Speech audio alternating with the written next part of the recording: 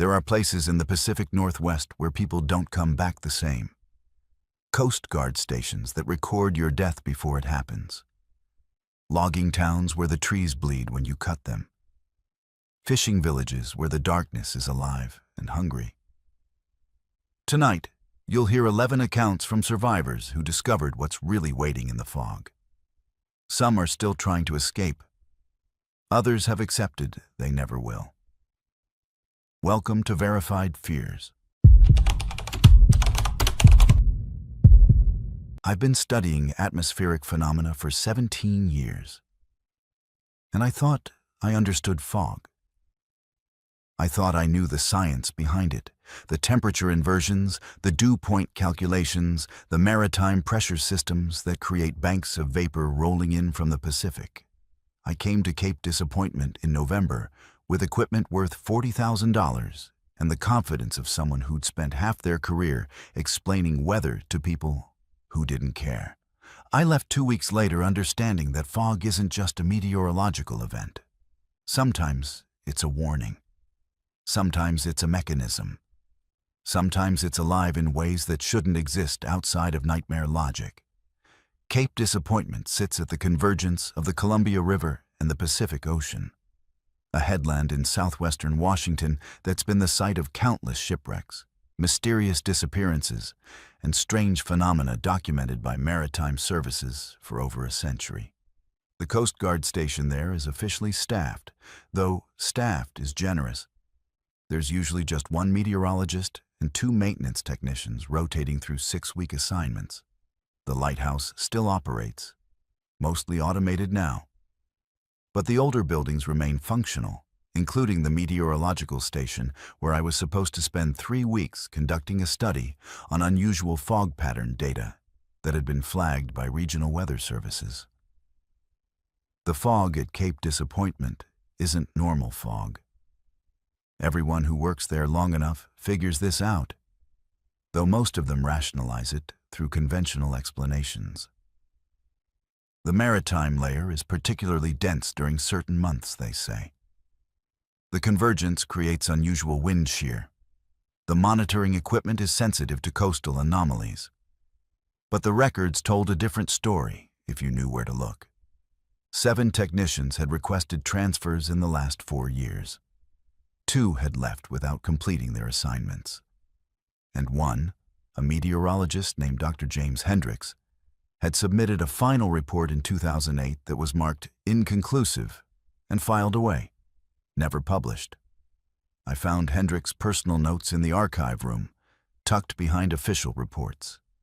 He documented everything: dates, times, atmospheric readings, observations.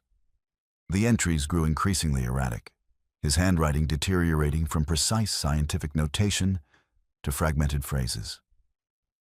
9:47 p.m. Fog banks concentrated at 60-meter elevation, shapes visible at perimeter, not wind formations, stationary, observing. Then, 2 weeks later, they moved closer last night. Can't measure exact distance. Fog occludes all reliable markers, shapes approximately 6 feet tall. Humanoid profile.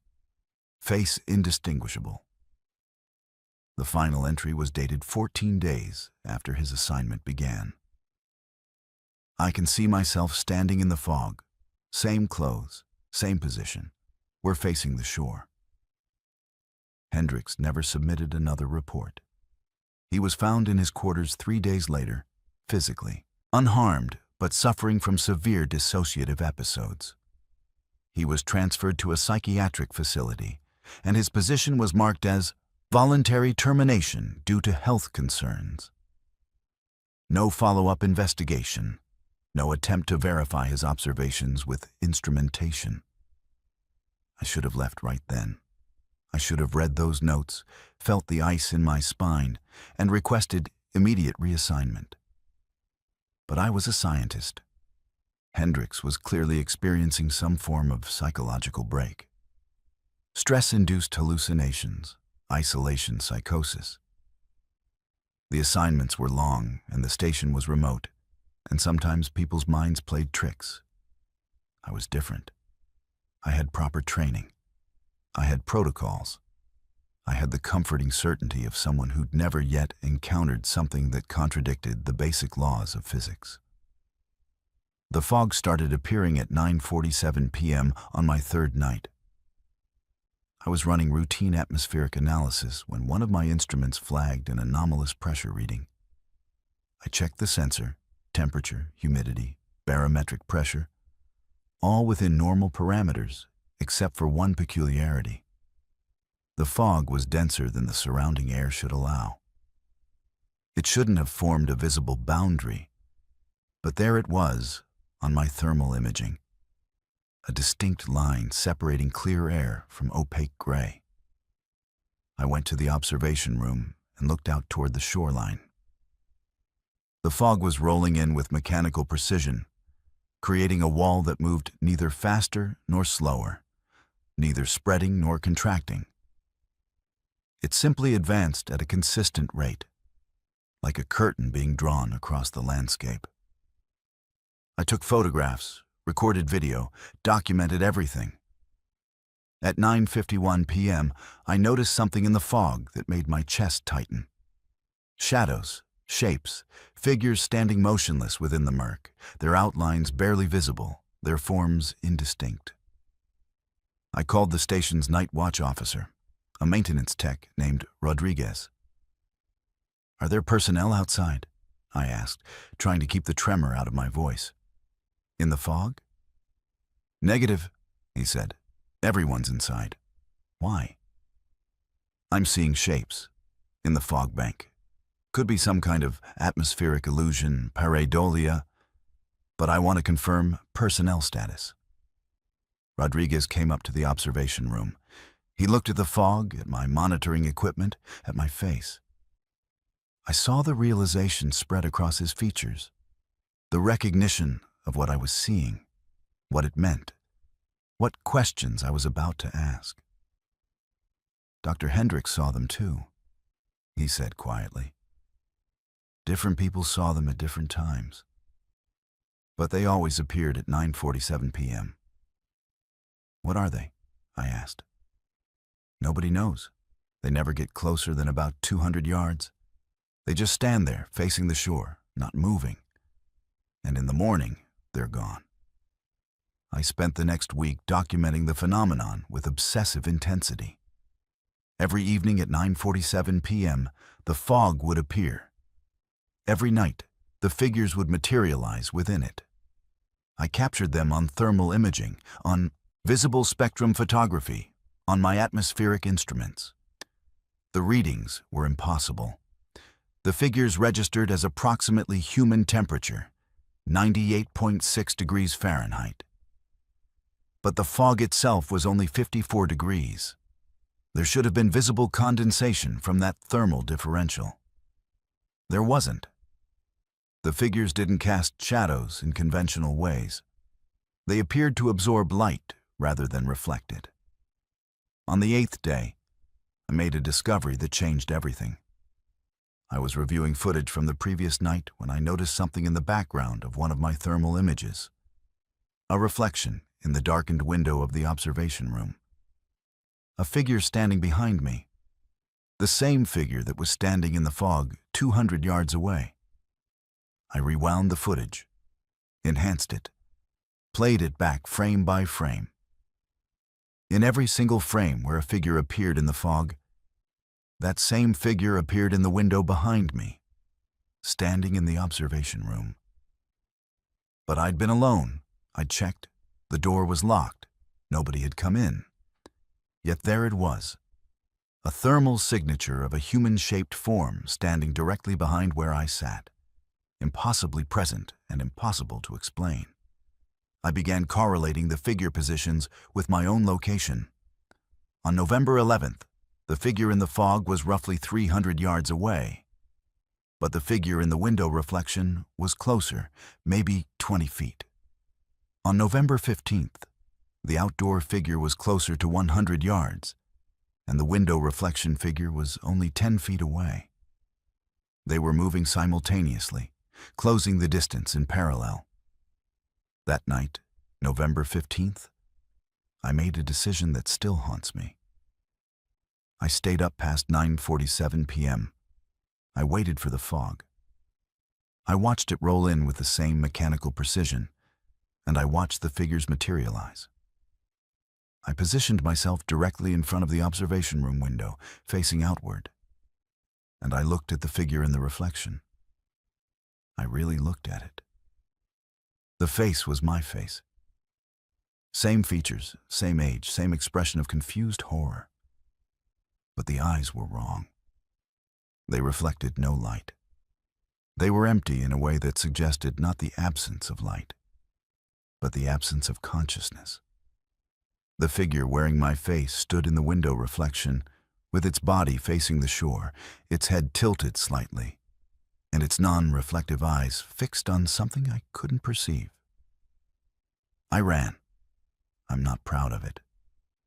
But I ran downstairs, I got Rodriguez, and I showed him the footage.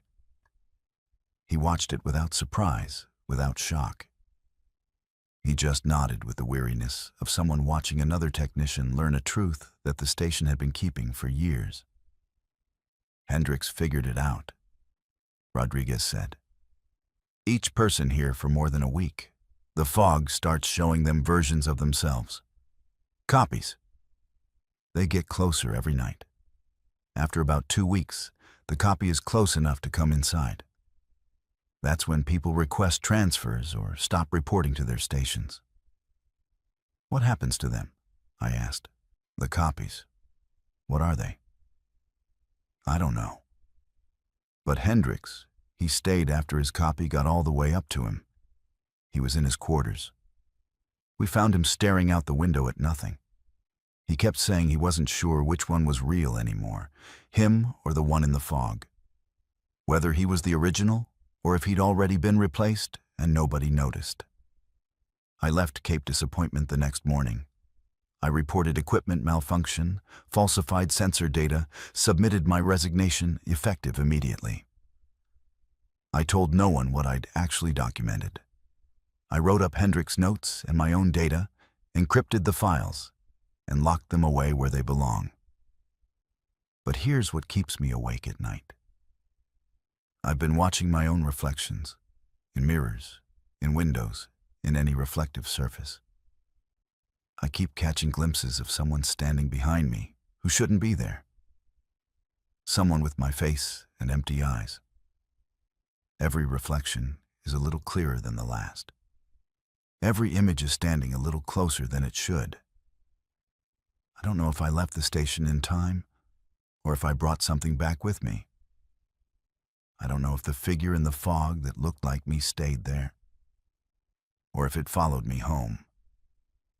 I don't know if I'm the original anymore, or if I've already been replaced and I'm just too deep inside my own delusion to recognize it. Here's what I need to know from you. Have you ever caught something in a reflection that you couldn't explain? Have you ever been absolutely certain that whatever was standing behind you in a mirror wasn't your actual reflection? Because if you have, you need to know that Cape Disappointment isn't unique. That fog isn't just appearing in Washington.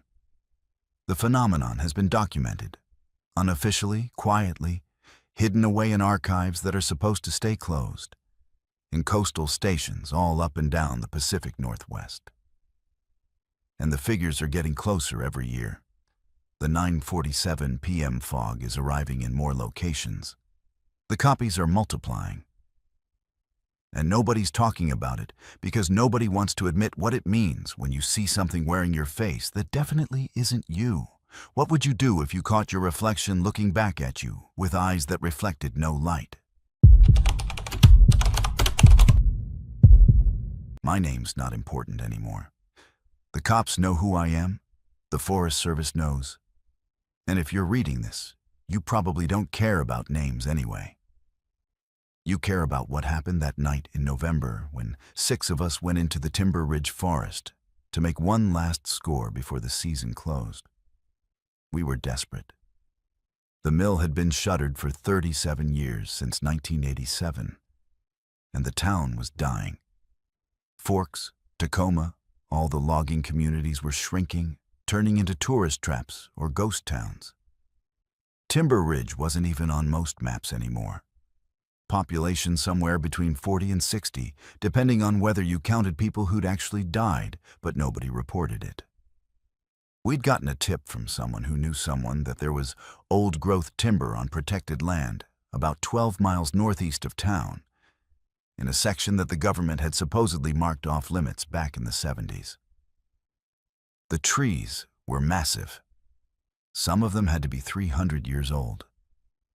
And the paper companies would have paid serious money for that wood if we could get it harvested and moved. 20 grand each if we could pull it off. Maybe 30. It was illegal as hell. But we were broke, our families were broke, and nobody was coming to save Timber Ridge with legitimate work. The plan was simple. We'd go in Wednesday night, do the cutting Thursday and Friday while visibility was low, and haul everything out by Saturday. 6 chainsaws, 6 men, 2 trucks hidden 2 miles away. Tommy, Marcus, Derek, me, and 2 guys from out of town whose names I still don't speak. We went in equipped, professional about it. We weren't amateurs. Most of us had worked mills or done contract logging. We knew what we were doing. The forest up there isn't like normal Pacific Northwest timber stands. It's older, denser. The trees create a canopy so thick that even at midday it looks like dusk. The ground is soft. Moss so deep you sink into it. Ferns as tall as your chest.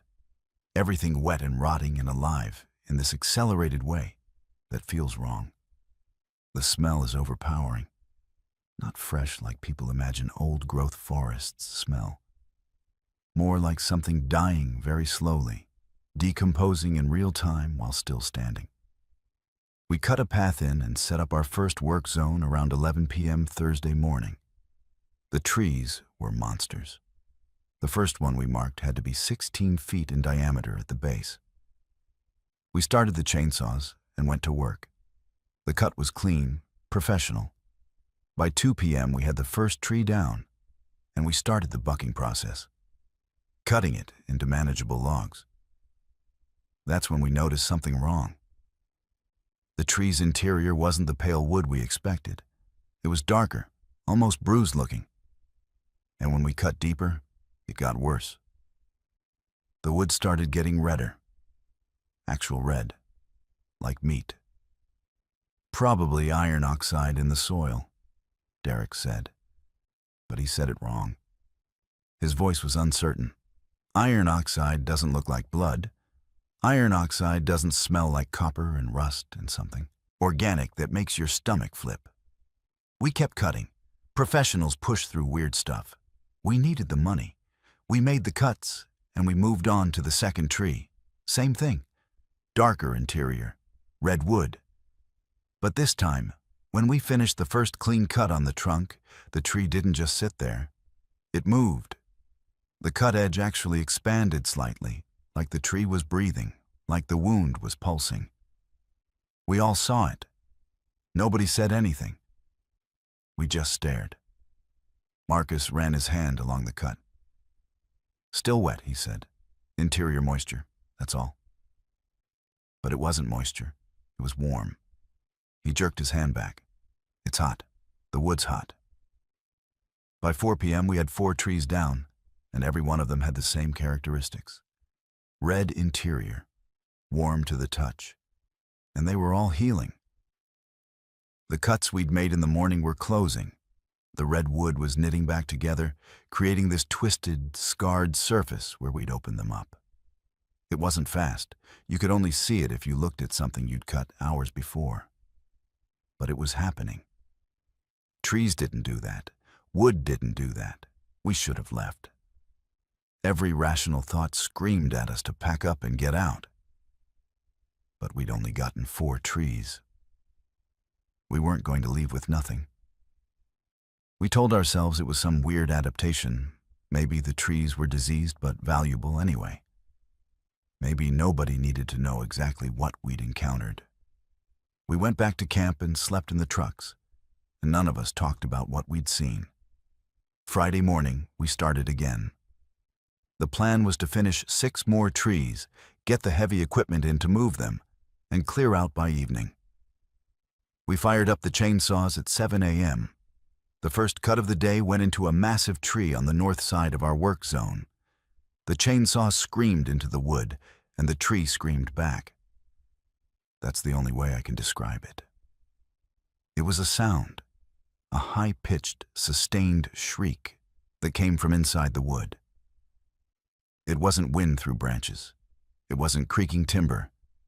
It was a scream. Human-level frequency.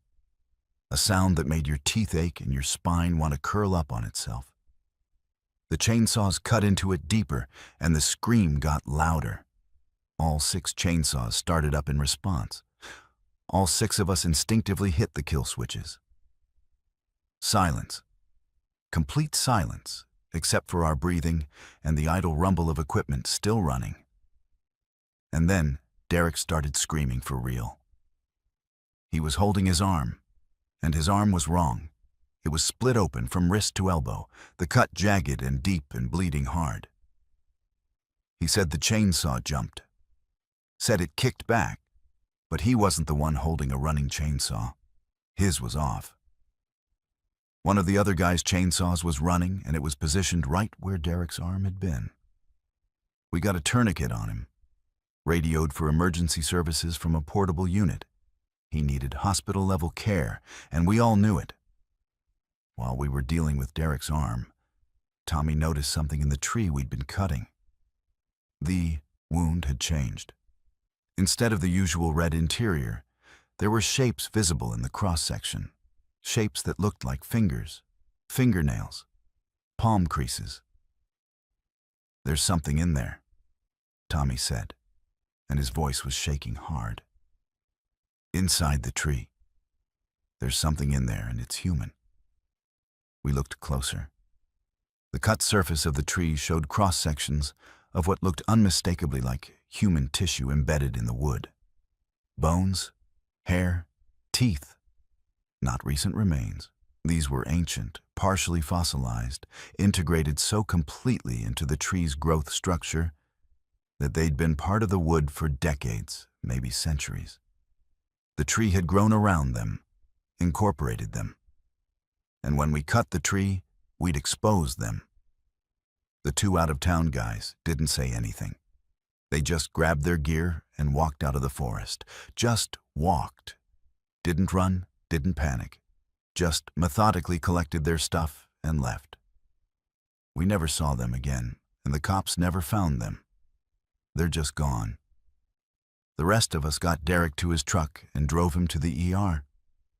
He lived physically, but he won't talk about that day anymore. He just sits in his house and doesn't leave. Sometimes I see him looking out the window at his own hands, like he doesn't recognize them. Marcus started having nightmares about tree growth. He told his wife that he could feel bark forming on his skin at night, that he'd wake up and his arms were covered in these weird brown growths that would peel off like extreme dandruff. She took him to dermatologists. They found nothing. Then he stopped mentioning it, stopped talking about it entirely. Now he just wears long sleeves year-round, even in summer. I got lucky. My hands didn't do anything. But I've been researching the area, trying to understand what we encountered. The forest we were in wasn't naturally occurring. It was planted. In the 1920s, loggers cut the original timber out of that region, and some of the workers died in an accident. A collapse in an old mining structure they didn't know was there beneath the forest floor. 8 men, gone. The company covered it up. They brought in saplings and replanted the area, tried to restore it. Except the trees didn't grow normally. They grew wrong. They incorporated the remains, the blood, the essence of the men who died there. Timber Ridge Town was founded by families who knew what was in that forest. They made a pact, something that's written down in old ledgers I've found in the Historical Society. They agreed to protect the forest, to keep people out, to treat it as sacred ground where the buried were allowed to rest. Every few decades, someone would get curious, try to cut trees or explore. Something would happen. An accident, an injury, a disappearance. The forest policed itself because the town wouldn't. We broke that pact. We tried to harvest what should never be harvested. And the forest responded the way it was designed to respond, with violence, with injury, with the consumption of trespassers. Here's what I need to ask you. If the land itself is conscious, if it can protect what belongs to it and punish what doesn't, how do you know the forests around your own town are empty? How do you know there isn't something similar happening in the protected areas near where you live, something that the locals know about but have agreed to keep quiet about? And most importantly, if you discovered that your town's history included a covered-up death, would you respect the forest's claim to vengeance? Or would you think you knew better? The first time I noticed something wrong with the salmon was November 14th. I was conducting routine water quality samples at the mouth of the Nehalem River, where it feeds into the bay, about 3 miles downstream from the village of Nehalem, Oregon. The water temperature was dropping as it should for late autumn, and I was monitoring dissolved oxygen levels for a coastal research project. That's when I saw the fish. There were thousands of them. The Nehalem Bay salmon run had always been moderate, nothing like the Columbia River migrations, but this was unprecedented. The water was literally packed with bodies, dead bodies. Every single salmon I could see was floating belly up or drifting with the current in that specific way. That means no life is driving the movement. But they were still swimming. Their tails were moving. Their gills were still working. The entire population of fish was simultaneously dead and mobile, operating on some kind of biological autopilot that shouldn't have been possible. I collected samples. I documented water chemistry.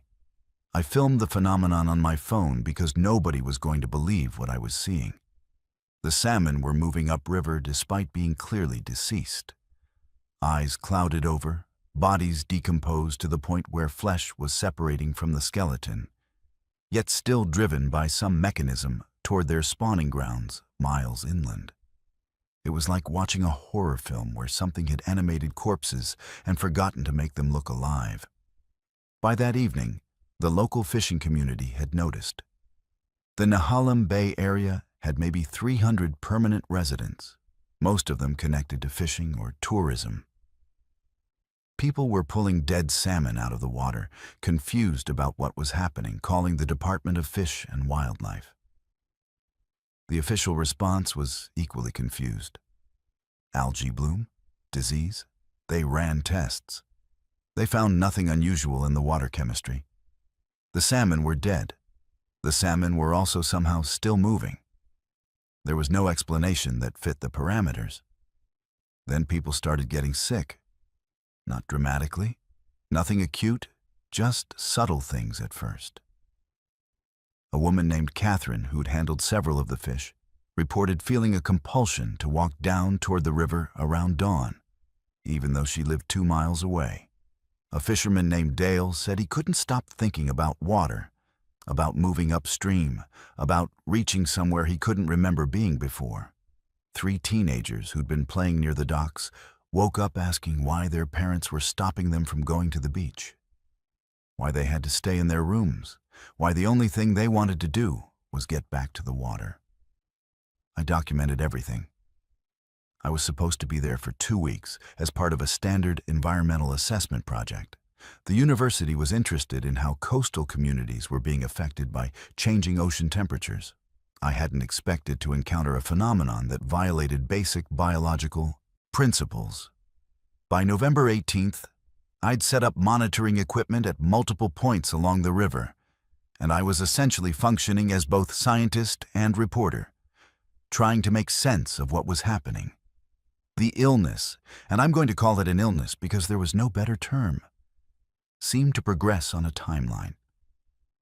People who'd had direct contact with the dead salmon started showing symptoms within 36 hours. The compulsion to return to the river was the first sign.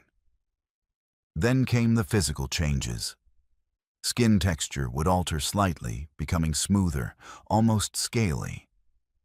People reported difficulty breathing air, a sensation of drowning that they described as happening while they were standing in rooms with normal atmospheric oxygen. Fingernails began thickening. The whites of eyes took on a faintly iridescent quality. Catherine, who'd been one of the first to get sick, called me on the 19th and asked if I could come to her house. She sounded wrong on the phone.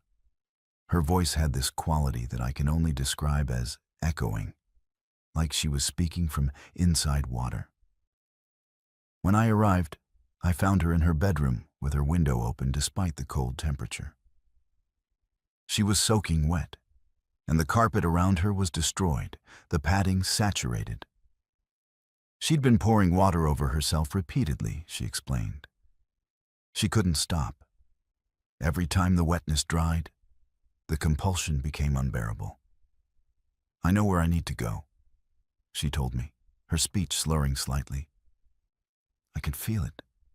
The river's calling. Not like something external. I can feel it the way I feel my heartbeat. It's part of me now. It knows me. It knows what I need to do." "What do you need to do?" I asked, though I didn't want to know the answer. "Return," she said. "Go back to where I spawned. I need to go back and die properly, the way it's supposed to happen." I got her to a hospital in Tillamook. The doctors found nothing medically wrong. Her blood work was normal. Her tissue samples were normal. But she deteriorated over the next 3 days, becoming increasingly obsessed with returning to the water. Until finally, she simply walked out of the hospital in the middle of the night and headed toward the coast. They found her 3 days later at the mouth of the river, standing in water up to her chest, looking upstream with an expression of perfect peace. She wasn't struggling. She was just standing there, waiting for something. By November 21st, there were 43 documented cases. The CDC got involved. The state health department set up a perimeter around the river. But the infection, because that's what it clearly was, had already spread beyond containment. People who'd eaten salmon at restaurants, people who'd been downstream, people who'd just spent time near the water without direct contact, were all showing early symptoms. I interviewed a teenager named Marcus, who was in the early stages of transformation. He was lucid, terrified, and articulate about what was happening to his body. He described it as his cells receiving new instructions, like someone had rewritten his DNA to suit a different purpose. His muscles ached in ways that suggested they were reorganizing. He could hear things now, frequencies in the water that weren't audible before. And most disturbing, he had memories that weren't his own. Memories of swimming upriver, memories of spawning, memories of dying. "I remember being born in this river," he told me, his eyes wide with the horror of his own words. "Not like I was born here before. I remember my existence starting in gravel at the riverbed. I remember the feel of current. I remember predators hunting us in schools. And I absolutely know, that I'm supposed to go back there and complete the cycle." I traced the infection back to a specific batch of salmon that had been distributed through local restaurants and fish markets. They'd all come from a single processor. When I investigated that facility, I found records going back decades showing periodic, unexplained die-offs of salmon populations in the processing stream. The facility's director, a woman named Helen Russo, who'd been there for 35 years, finally admitted what was happening when I showed her my data. The Nehalem River had been the site of a sacred Native American spawning ground. In the 1920s, a dam had been built downstream, disrupting the salmon migration patterns. The tribe, according to Helen, had placed a curse on the location, not out of malice, but as a way of protecting their ancestral heritage. They'd embedded something. She never specified what, used terms like spiritual programming and biological memory, into the river ecosystem itself. The curse was supposed to prevent fishing, to make the river unsafe for commercial harvesting. Instead, it had evolved. It had learned. The salmon that tried to spawn in the river began carrying something in their flesh, a kind of informational parasite that could be transmitted to humans who consumed them. And that parasite had one purpose. It was trying to complete the cycle.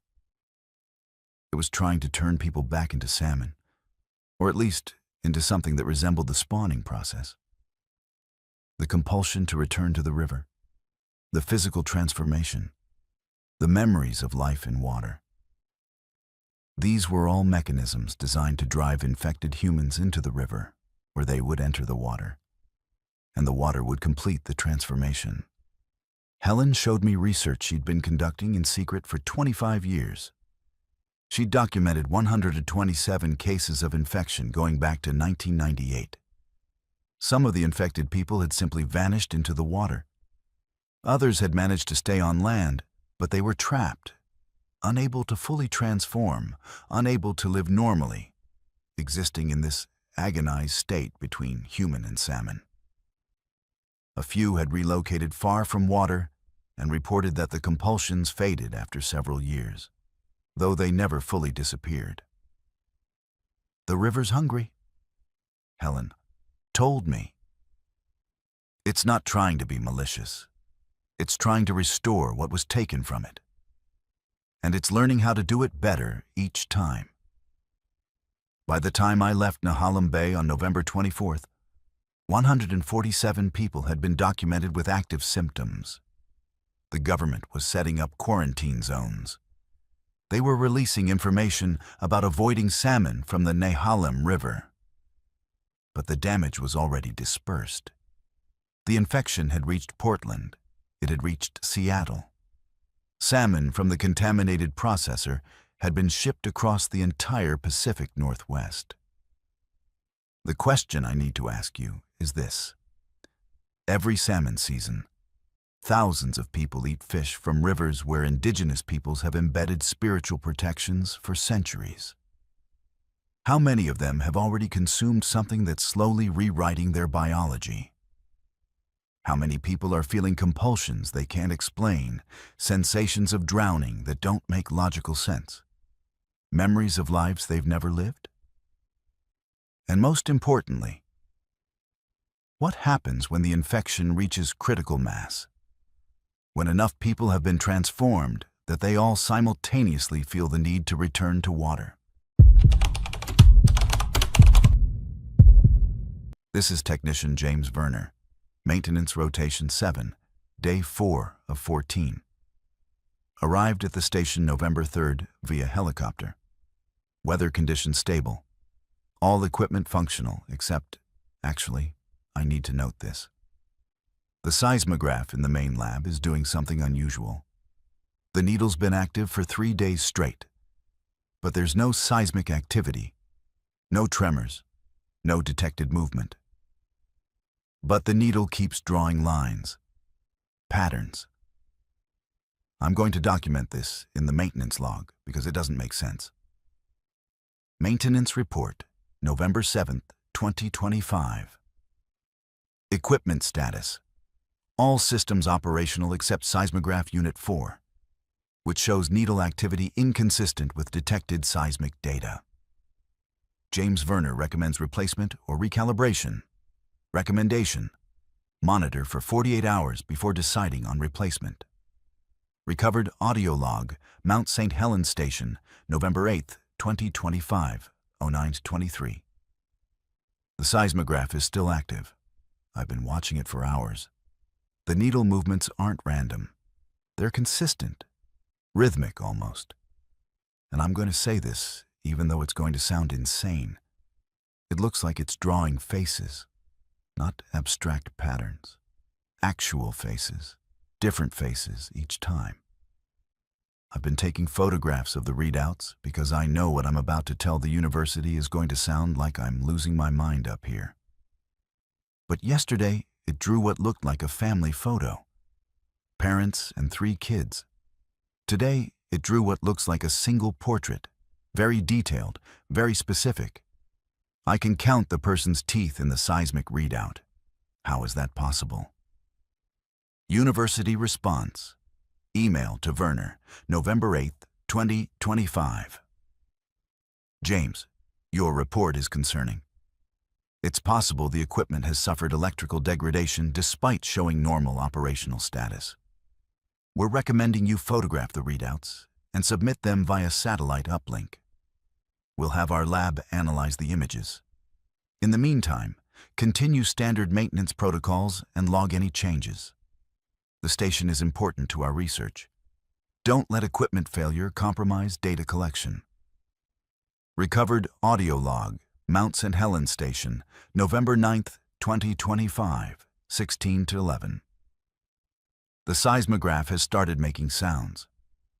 I don't know how that's even possible. The needle moving shouldn't produce audio, but there's definitely sound coming from the equipment. It's like voices. Distant voices speaking in a language I don't recognize. It started faintly around noon, and now it's loud enough that I can hear it clearly from across the room. I tried turning off the equipment. It kept playing. I unplugged it. The sound continued. It's coming from inside the machine. But that doesn't make any logical sense. Equipment doesn't generate sound independent of mechanical operation. I'm documenting this because I need a record of what's happening. I need someone to know that I'm not hallucinating. The sound is real. The voices are real. University response. Email to Werner, November 9, 2025. James, your photographs were received and analyzed. The patterns you're describing don't match any known seismic data signature. Our lab concluded that the images appear to show human faces, which is statistically impossible from random seismic needle movements. The probability of the patterns you've documented occurring naturally is less than 1 in several billion. We're concerned about equipment malfunction or possible environmental contamination affecting the data streams. Additional equipment is being shipped to your location via helicopter on November 12th. Continue your protocols and maintain detailed logs. Maintenance log, November 10th, 2025. James Werner reports, Seismograph Unit 4 continued activity throughout the day and night. Audio output has increased in volume and clarity. The voices are now identifiable as human speech, though the language remains unrecognized. Werner attempted to record the audio output on backup recording equipment. Recordings show only static. The voices cannot be captured by conventional recording devices. However, they are audible to the human ear and clearly present in the room. Werner's mental state appears stable. He is maintaining protocols and documenting observations in a methodical manner. Recovered audio log, Mount St. Helens Station, November 11th, 2025, 3:47. I need to record this while it's happening. The voices have changed. They're speaking in English now. I don't know how, but they've switched to English. And they're speaking names. Dates. I'm hearing people's names and specific dates. Margaret Chen died November 1980. Robert Vanderpool died November 1999. Catherine Mills died November 2003. They're listing people who died in the Mount St. Helens eruption or in subsequent volcanic events. But some of the dates are future dates. I'm hearing names paired with dates that haven't occurred yet. Names of people I don't know. Dates that are months away, years away. The seismograph is drawing their faces as the voices speak their names. I've photographed every single one. I don't understand what this means. I don't understand what's trying to communicate with me through this equipment. University response. Email to Werner, November 11th, 2025. James, your latest report is very concerning. We're requesting that you photograph all seismograph readouts and transmit them immediately via satellite uplink. Additionally, we need you to attempt communication with the seismic data source. If the equipment is somehow receiving external signals or data transmissions, we need to identify the source. Do not engage in any dangerous activities. Simply document and report. Helicopter arrival has been moved up to November 12th, 10 a.m. Can you confirm you're able to receive the helicopter? Recovered audio log, Mount St. Helens Station, November 11th, 2025, 1833. I tried talking to them. The voices, I know how that sounds. I know I'm supposed to be a trained technician maintaining equipment, not talking to phantom voices. But they're real. They're present. They've been speaking continuously for 16 hours. So I asked them, out loud, I asked what they wanted. And they answered. They said they wanted me to listen. They said they wanted someone to know. They said the mountain isn't sleeping, it's remembering. And they said, this is what they actually said, the mountain remembers everyone who died in it, and everyone who will die in it. And we're all trying to tell you. We're all trying to speak from the future, to warn the present, to change what's already happened. Maintenance log, November 12th, 2025, 09:15. Helicopter arrival was delayed due to weather conditions.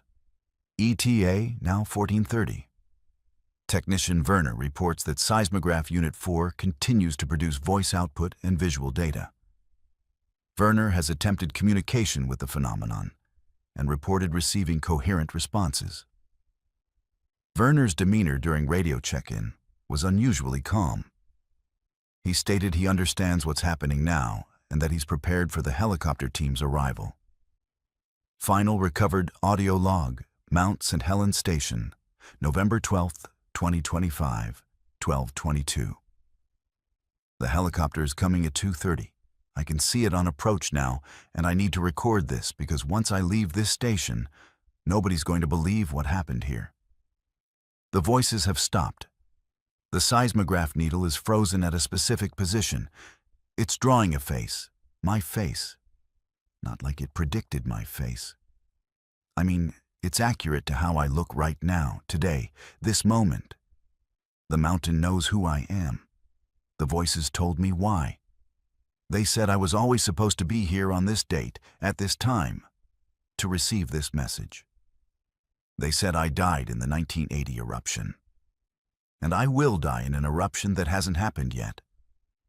And every version of me across time is trapped in the seismic data, trying to warn the versions of me in other timelines. They said there's a cascade of eruptions coming. Not tomorrow, not next year. But eventually. And the mountain is patient. The mountain is trying to create a loop, a temporal feedback where people who will die in future eruptions are sending warnings backwards through time, carried in the geological record, encoded in the earth itself. I don't know if I believe this, but I know the helicopter crew won't believe me either. So I'm documenting it. And I'm telling you, whoever finds this record, the mountain isn't a mountain.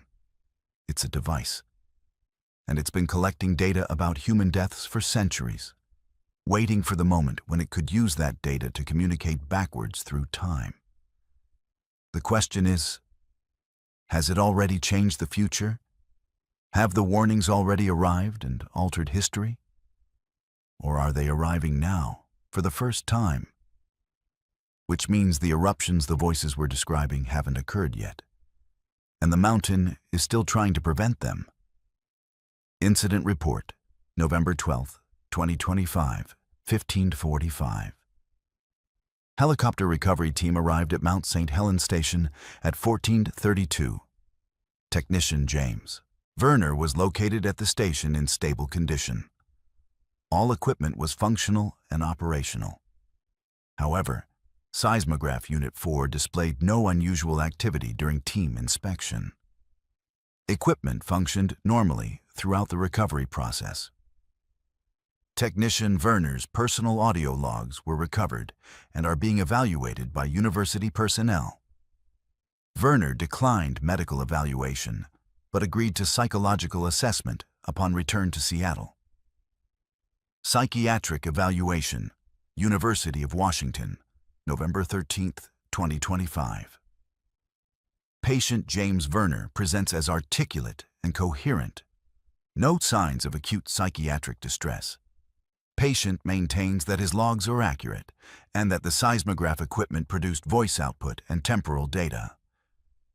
Patient is aware that no other personnel witnessed these phenomena and understands the skepticism surrounding his account. Patient states he does not require medication and is confident in his observations. Recommendation: continue outpatient monitoring.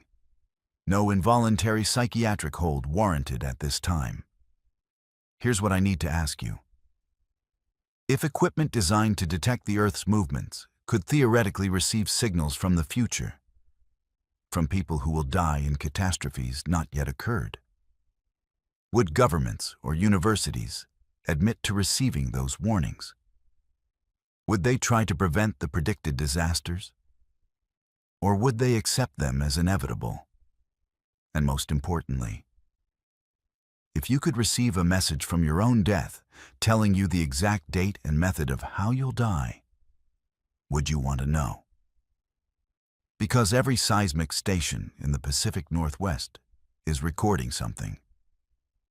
The question is whether anyone's actually listening to what the mountains are trying to tell us. I found the town by accident.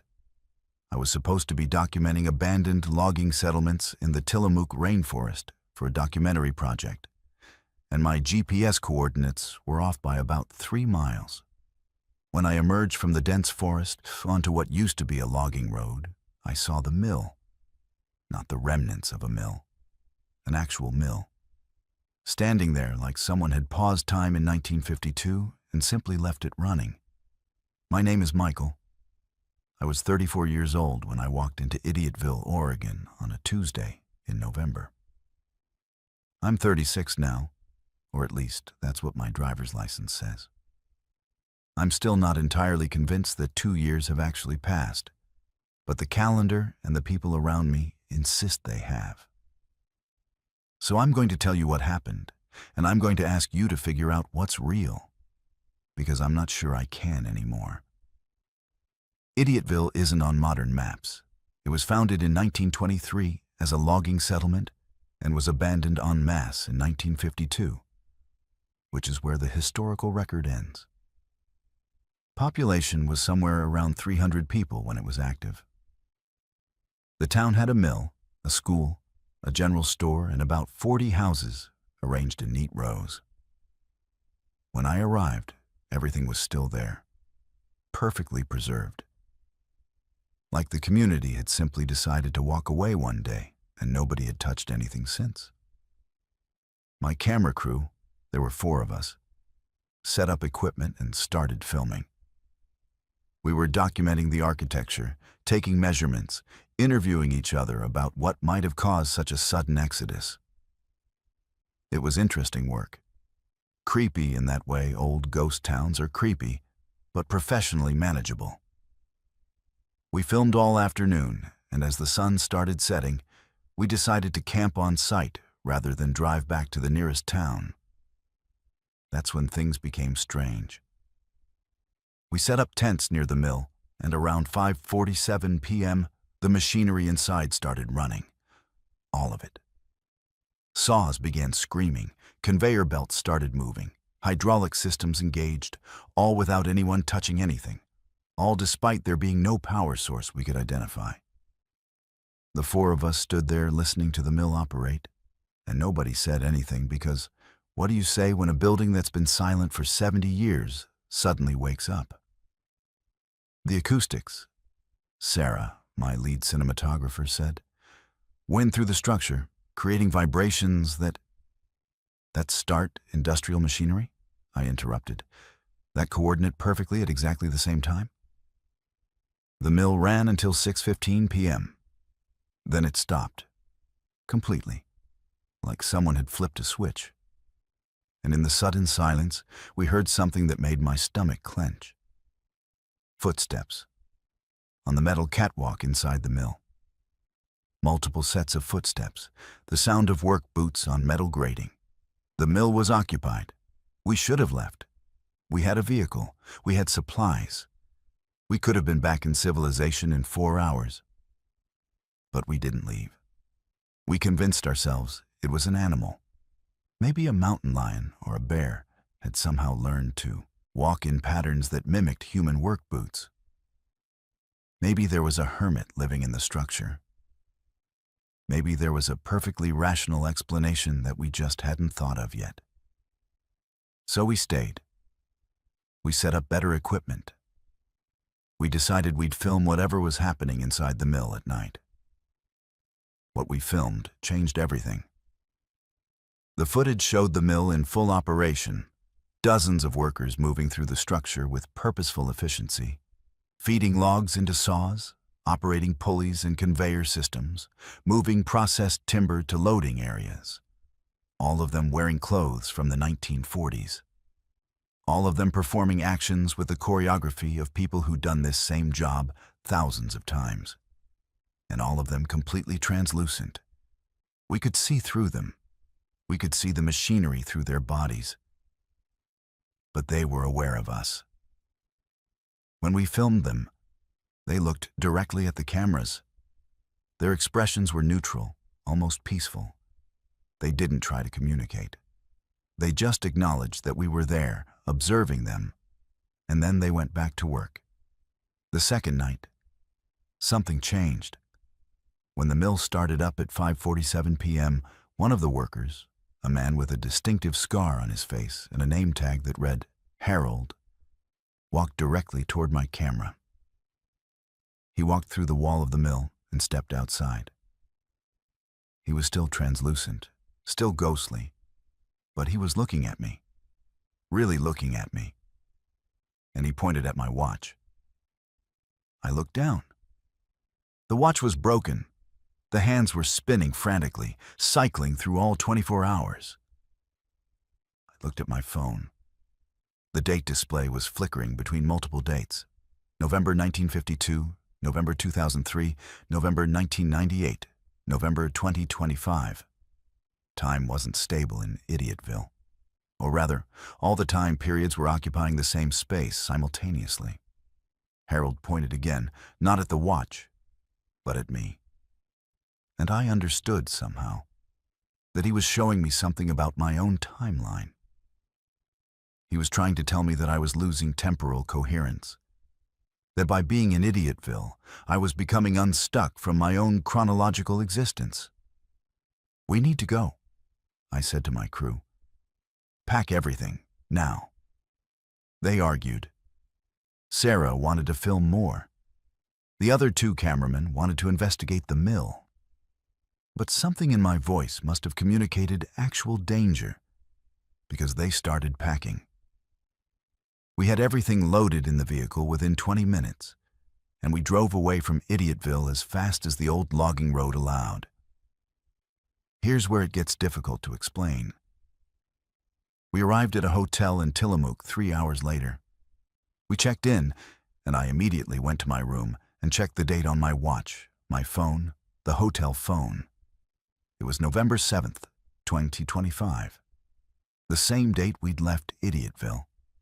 The same date we'd arrived. No time had passed. It had felt like we'd been driving for 3 hours, but the universe insisted that only about 90 minutes had elapsed. Over the next few weeks, we reviewed all the footage we'd collected. The footage showed the workers in the mill, but something was wrong with the temporal data embedded in the files. The timestamps were inconsistent. Some clips showed the mill operating in 1952. Other clips showed it operating in 1980. Other clips showed it operating in the present day. But all of them were recorded during our visit. All of them happened simultaneously in Idiotville's timeline. I started researching the town's history. The 1952 exodus was real, but the official story was incomplete. The truth, according to old newspaper archives and town records I found, was that the townspeople simply realized they were dead. There had been an accident at the mill in October 1952. A catastrophic structural failure that killed almost everyone in the community. But the survivors didn't recognize it as death. They thought they'd survived. So they continued living, continuing working, playing out the events of their final day over and over, every single day, not understanding that they were trapped in a recursive loop of their own deaths. The survivors who did realize what had happened, about 50 of them, walked into the forest and never came back.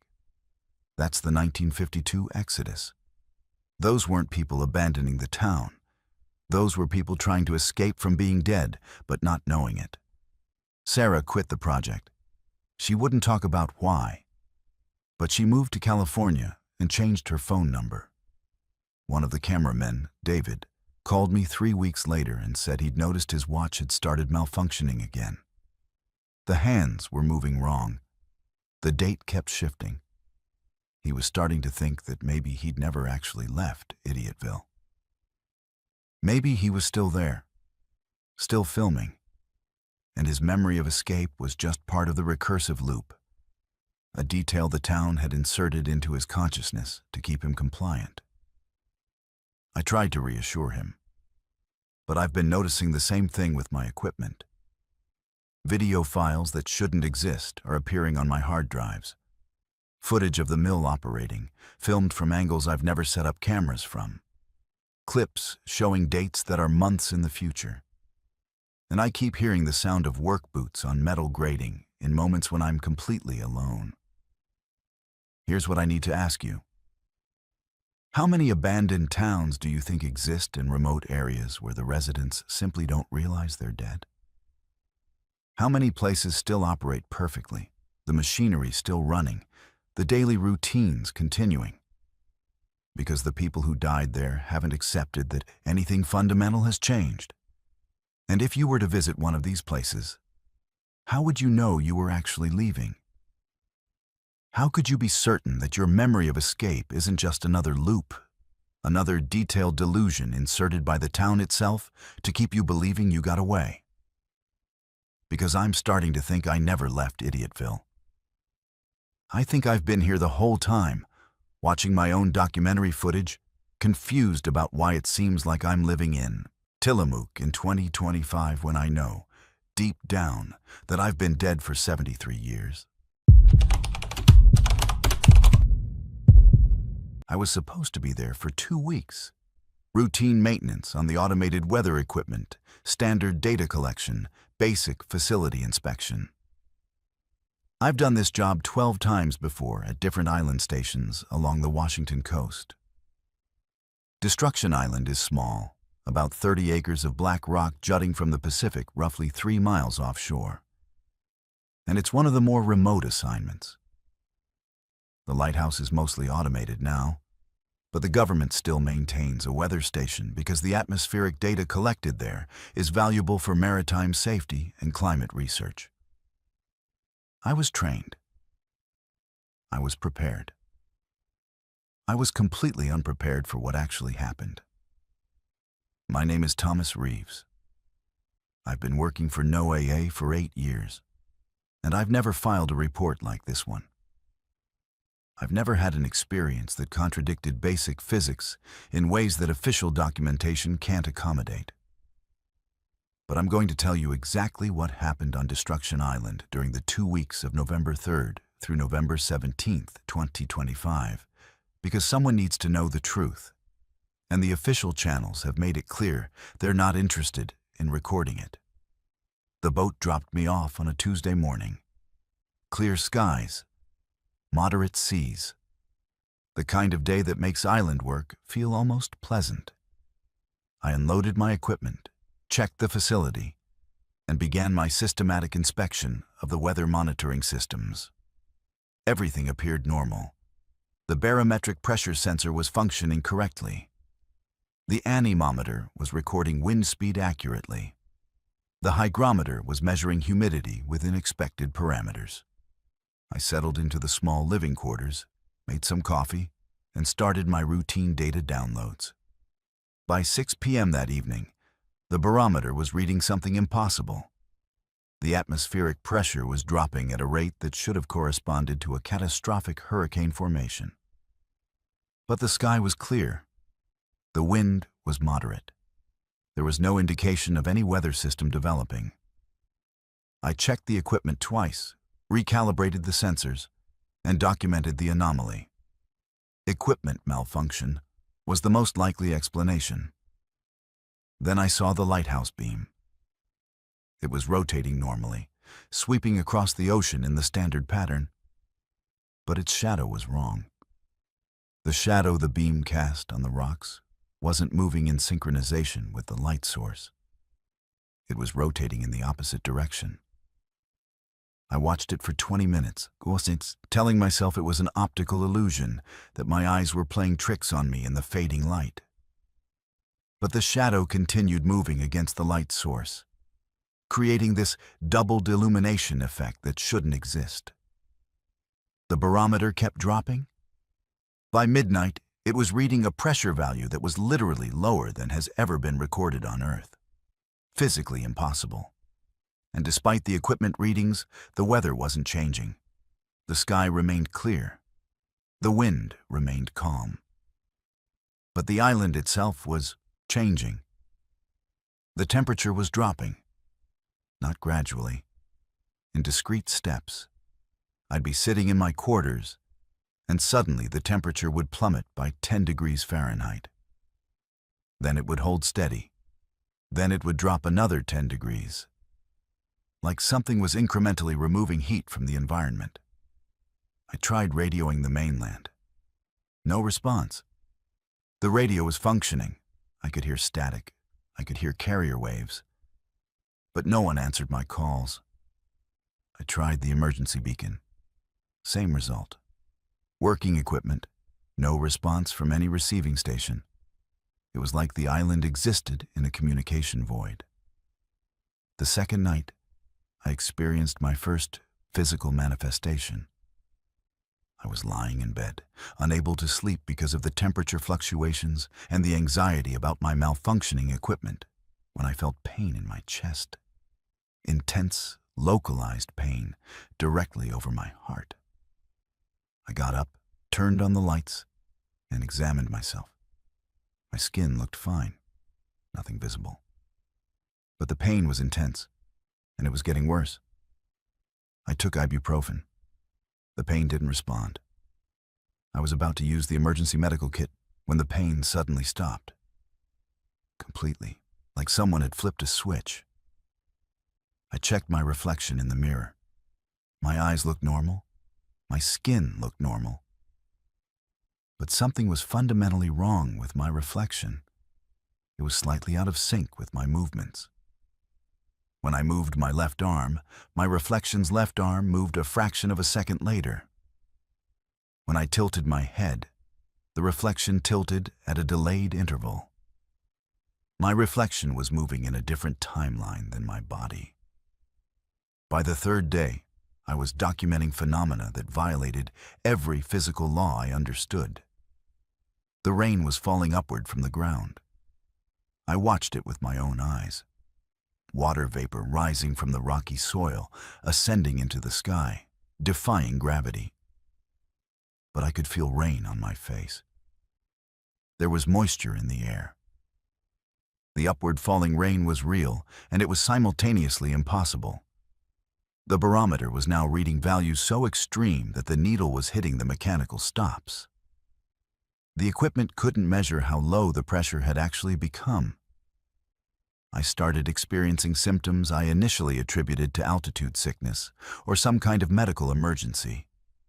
Severe headaches, nosebleeds, disorientation. But the island is only about 200 feet above sea level. Altitude shouldn't have been a factor. On the fourth day, I found the geometric symbols. They appeared on the rocks outside the weather station, just carved into the stone. Perfect geometric patterns, sacred symbols from the Coast Salish people, symbols associated with death and the spirit world. I didn't carve them. Nobody was on the island except me. They simply appeared. Each morning, there would be new symbols, carved with precision into different rocks, and each one was more detailed than the previous days. I started keeping detailed documentation of everything, filling notebook after notebook with observations, the barometer readings, the temperature fluctuations, the time distortions, the weight changes. By the fifth day, I noticed my body was getting lighter. I weighed myself on the digital scale in the facility, 158 pounds. I weighed myself again that evening, 155 pounds. The next morning, 152 pounds. I wasn't eating less. I wasn't sweating excessively.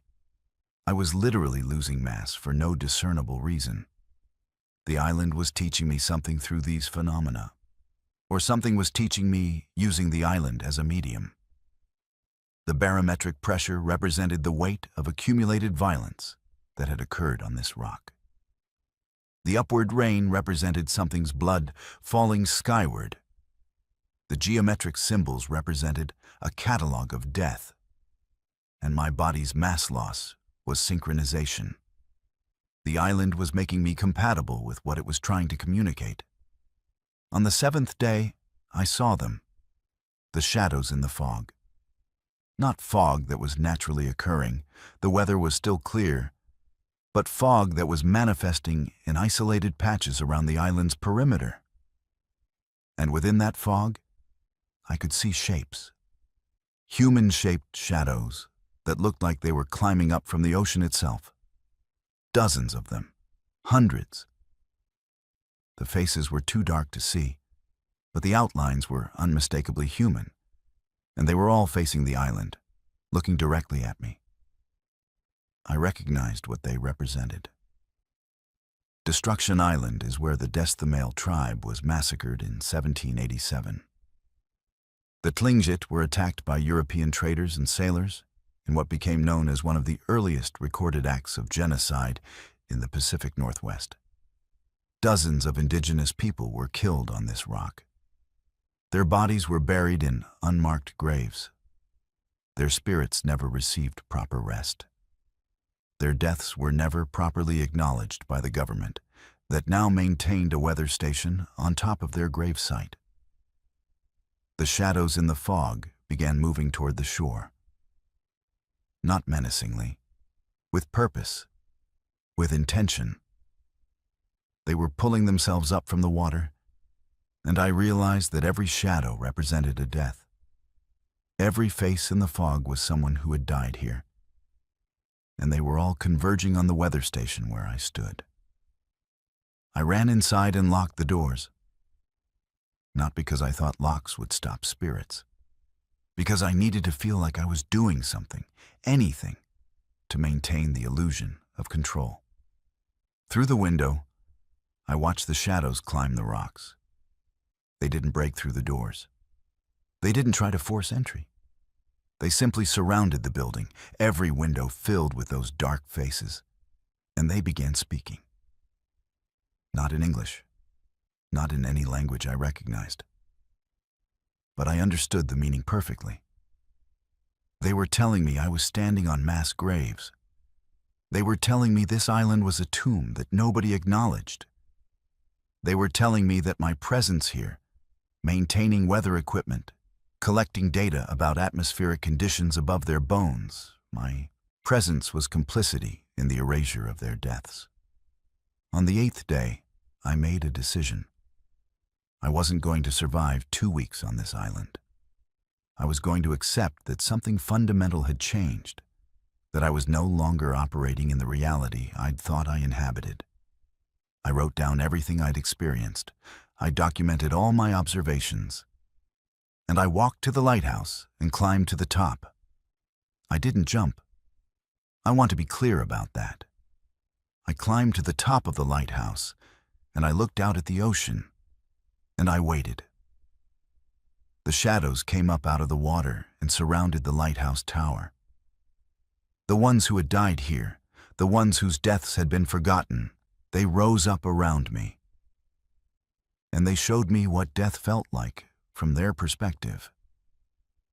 They showed me what it felt like to be murdered on a foreign shore.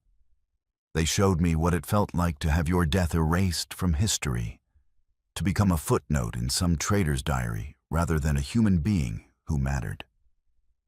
When the rescue helicopter found me on the 13th day, I was sitting in the lighthouse, completely dehydrated, my body temperature at dangerous levels, my eyes staring at nothing. I had survived on the island by maintaining the body's basic functions, but my mind had left. Or maybe it had finally arrived somewhere it was meant to be. Here's what I need to ask you. How many places exist in this country where massacres occurred and were never properly acknowledged? How many mass graves are built over with government facilities, tourist attractions, or urban development? And if the spirits of the dead have learned to manipulate weather equipment to communicate their presence, to force recognition of their erasure, what happens when that technology reaches critical mass? When every weather station in every region of indigenous death starts broadcasting the same message at the same time? They're not going to believe me. I know this already. I'm sitting in this detention facility outside of Tacoma, and I know that everything I'm about to tell you is going to sound like the hallucinations of someone who's dehydrated, malnourished, and traumatized. But it happened. I watched it happen. I felt it happening to my own body, and I need someone to know the truth before they deport me back across the border, and this whole story disappears. My name is Carlos. I'm 34 years old from Oaxaca, Mexico. I came north looking for work like thousands of others do. I was contacted by a labor contractor who said there was seasonal work picking commercial ferns and moss in the Sol Duke Valley near Forks, Washington. The work was legitimate, he said. The pay was decent. The housing was basic but functional. He didn't mention anything about the forest being alive in ways that normal forests aren't alive. There were 14 of us on the crew when we started. All men, all migrants, all desperate enough to work in the rainforest for wages that barely qualified as legal. The contractor drove us about 20 miles inland from Forks, and we started hiking into the Sol Duke Valley. The forest there is ancient, prehistoric. The trees are so massive that you feel like an insect walking beneath them. The ferns grow in layers. Some of them are taller than houses. The moss covers everything, so thick that the ground feels spongy beneath your feet, like you're walking on living tissue instead of soil. Our job was to harvest commercial ferns and moss. The floral industry uses massive amounts of this material for arrangements and decorative displays. We were the people who provided the raw material that shows up in bouquets and wreaths in grocery stores across the country. We worked 10 hours a day, filling large burlap sacks with harvested plant material, and the contractor would weigh them at the end of each day. We were paid by weight. We had basic shelter, plastic tarps strung between trees, and we received one meal a day, usually rice with some kind of beans. By the third day, I noticed something wrong with our harvest. The sacks we'd filled on the first day, which we stacked at the collection point, they were heavier on day 3 than they had been on day 1. We hadn't added anything to them. The weight gain was significant. I'd estimate about 15% heavier. I mentioned it to the contractor. He said it was moisture absorption from the fog, that the material was absorbing water and becoming heavier. It made sense. The forest was incredibly humid. Everything was damp, But then the material started moving. On day 4, one of the younger guys, Miguel, opened one of the sacks to check something, and he found something inside that shouldn't have been there. A hand. Human hand. Palm side up. Fingers slightly curled. Completely preserved. Not decomposed. Attached to nothing but sitting at the top of the sack like someone had deliberately placed it there. Miguel screamed. We all came running. The contractor looked at the hand, then looked at us, and he said we needed to keep working. He told us that sometimes the forest did strange things, and we shouldn't ask questions about things we didn't understand. That night, I couldn't sleep. I kept thinking about that hand. Where had it come from? How had it gotten into the sack? Had it grown there? Had something put it there deliberately? By morning, I convinced myself it was probably just a mummified human remain, ancient indigenous burial site material that had been exposed by our harvesting. It was disturbing, but it was explainable. By day 6, we started finding more remains. Not just hands, fingers, pieces of scalp, what looked like human teeth embedded in moss bundles. And the harvest material itself was changing. The ferns we were picking were growing back, not gradually over weeks, overnight. We'd harvest a section of forest, and the next morning, the ferns would have regrown to full height in the exact same location. It was like the forest was being harvested and harvesting itself simultaneously, creating an infinite source of material that required only our labor to maintain. Then the physical changes started happening to the crew. Jose, one of the guys who'd been with us since day 1, came to me on day 7 and showed me his hands. His fingernails had started thickening. They were becoming less like human nails and more like something chitinous, almost translucent, with a faint green tint. He was terrified. We went to the contractor and asked for a ride back to town. He refused. He said we had a contract. We had committed to 2 weeks of work, and we were going to fulfill that contract or we wouldn't be paid. We couldn't leave. The forest was too dense. We didn't know which direction was out. Our only option was to keep working and hope that the physical changes stopped, that they were some kind of temporary reaction to stress or malnutrition or exposure. But they didn't stop. By day 9, half the crew was showing visible signs of transformation. Skin texture changing, eyes taking on a faint iridescence, voices becoming slightly slower, words drawn out like we were speaking through water. And everyone's fingers and toes were starting to produce a kind of sticky sap. I realized what was happening on day 10. I was harvesting ferns in a section of forest we'd worked 4 days earlier, and I found the remains of Miguel, or what used to be Miguel. His body was rooted to the ground. His skin had taken on the texture of bark. His fingers had merged together into something that looked like branches. But he was still alive. His eyes tracked me. He tried to speak, but the sound that came out was the rustling of leaves. He was becoming part of the forest. The forest was converting him into plant matter while maintaining enough of his consciousness that he was aware of what was happening. I ran. I left the work site at midday without telling anyone. I just dropped my harvesting tools and ran into the forest. The contractor didn't try to stop me. I don't think he cared. We were just labor inputs to him. Replaceable. And if the forest was converting us into its own biological material, that just meant fewer bodies for him to manage. I ran for what felt like hours. The forest was thick and disorienting, but I could hear the highway in the distance. The sound of traffic became my navigation point. I stumbled through ferns and moss and root systems, and I started feeling the same sensations that had been affecting the crew. My skin was becoming sensitive. Sticky, I could feel myself beginning to root, my feet sending out exploratory tendrils into the soil beneath me. The transformation was accelerating in me.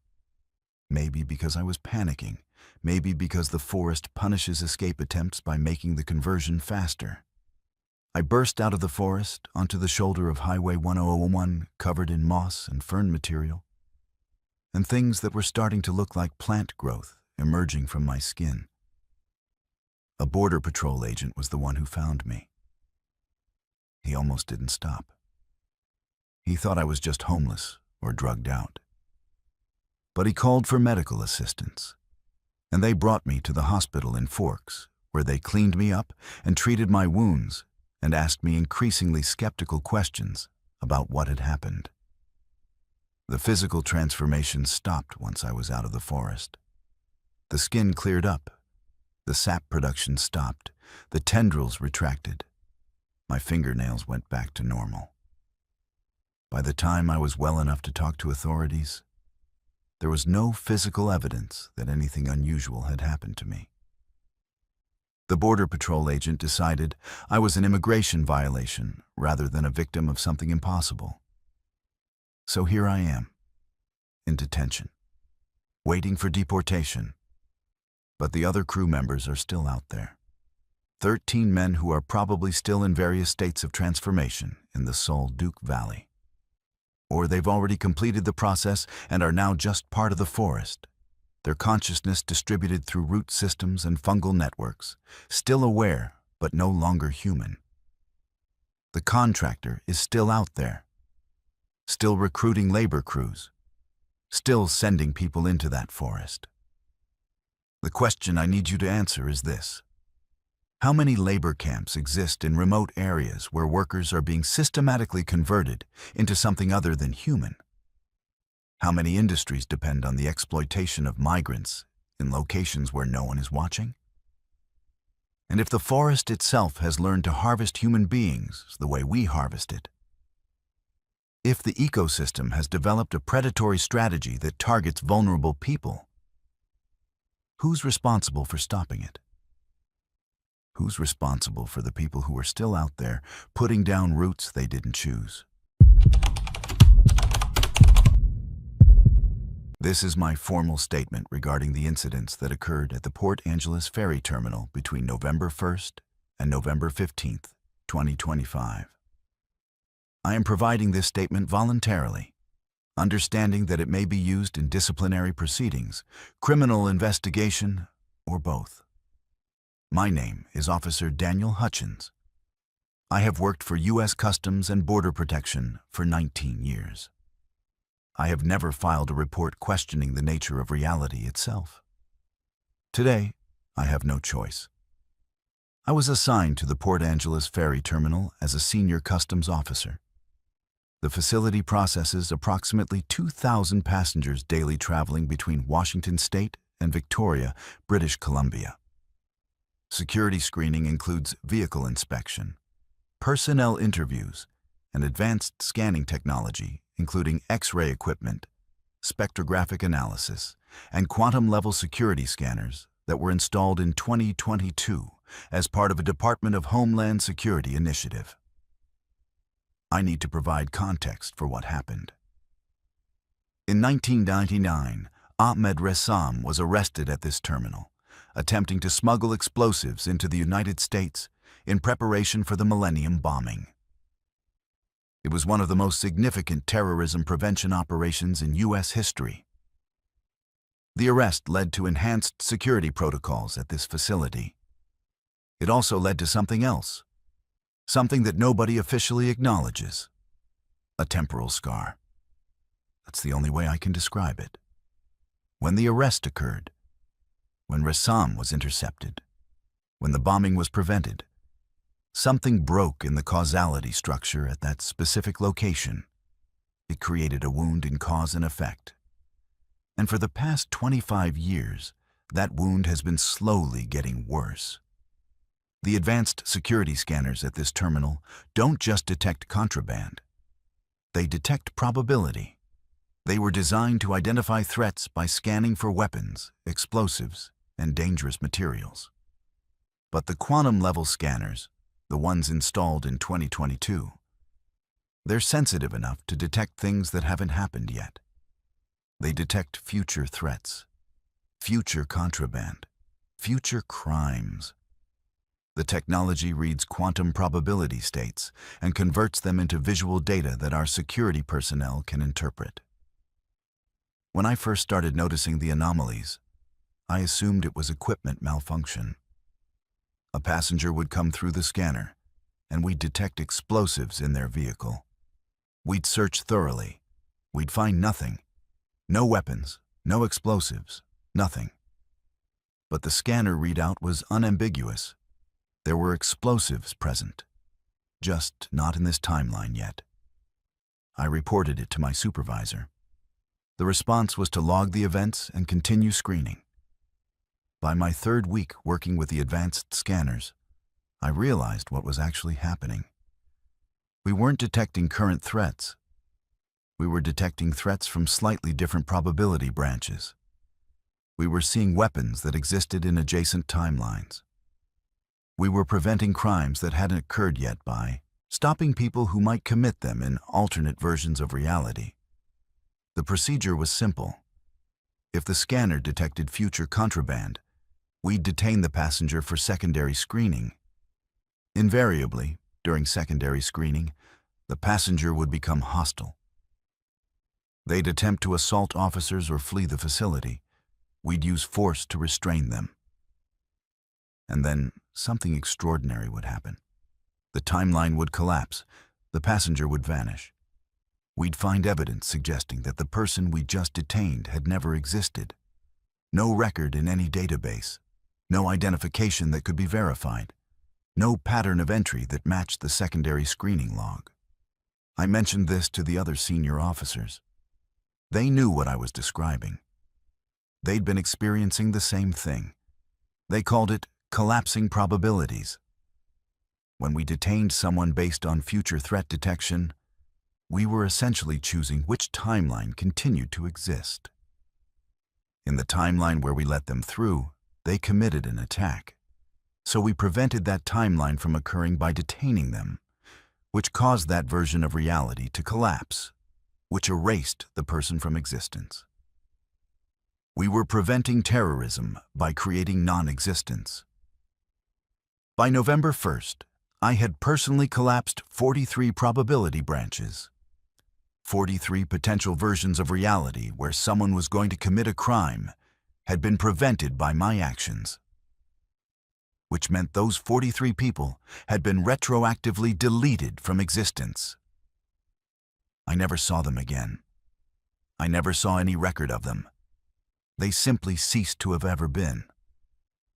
Then I made a discovery that changed everything. I was reviewing the scanning data from a particularly active day, and I noticed something in the readouts. The scanner had detected a future threat in one of the scanning lanes. Secondary screening was initiated. The passenger became hostile. We detained them. The probability collapsed. Standard procedure. Except the collapsed probability had a timestamp, a future timestamp. The version of reality we just erased was scheduled to occur in approximately 6 months. We'd prevented something that hadn't happened yet, in a timeline that hadn't even begun yet. I realized that the scanner wasn't just detecting adjacent probability branches. It was detecting cascading causality, events that would trigger other events in geometric progression. And by collapsing individual probabilities, we were preventing massive chains of causality from ever occurring. I requested the historical data on all probability collapses since the advanced scanners were installed. I received 847 documented cases over 3 years. I cross-referenced them with news reports of prevented terrorist attacks, failed bombing attempts, and foiled security threats. There was no correlation. The probability collapses weren't matching documented threat prevention. We weren't just stopping real terrorists who happened to be carrying future weapons. We were collapsing entire probability branches to prevent attacks that might have occurred in those branches. The scanner had essentially become a causality weapon, and the government had been using it to erase people from existence for 3 years. I brought this to my supervisor's attention on November 8th. His response was to schedule me for psychiatric evaluation. He said I was experiencing delusions. He said I needed to take leave. He said I should reconsider my interpretation of the data. Officially, he said, none of those things happened. My supervisor denies we ever had that conversation. There's no record of my email requesting historical data. There's no documentation of my concerns being raised. But I know what I experienced. I know that on November 10th, I was assigned to one of the advanced scanning lanes. I was running a routine screening when a passenger came through the scanner and the equipment detected a future threat. According to the readout, this passenger was going to commit a mass casualty attack in March 2026. The attack would kill 47 people. The probability was 94% certainty. I initiated secondary screening. The passenger became hostile. I called for backup. We restrained the individual, and I was about to authorize the probability collapse when I looked at the passenger's face. It was me. Older, maybe by 5 or 6 years, with a scar across my left temple I don't currently have.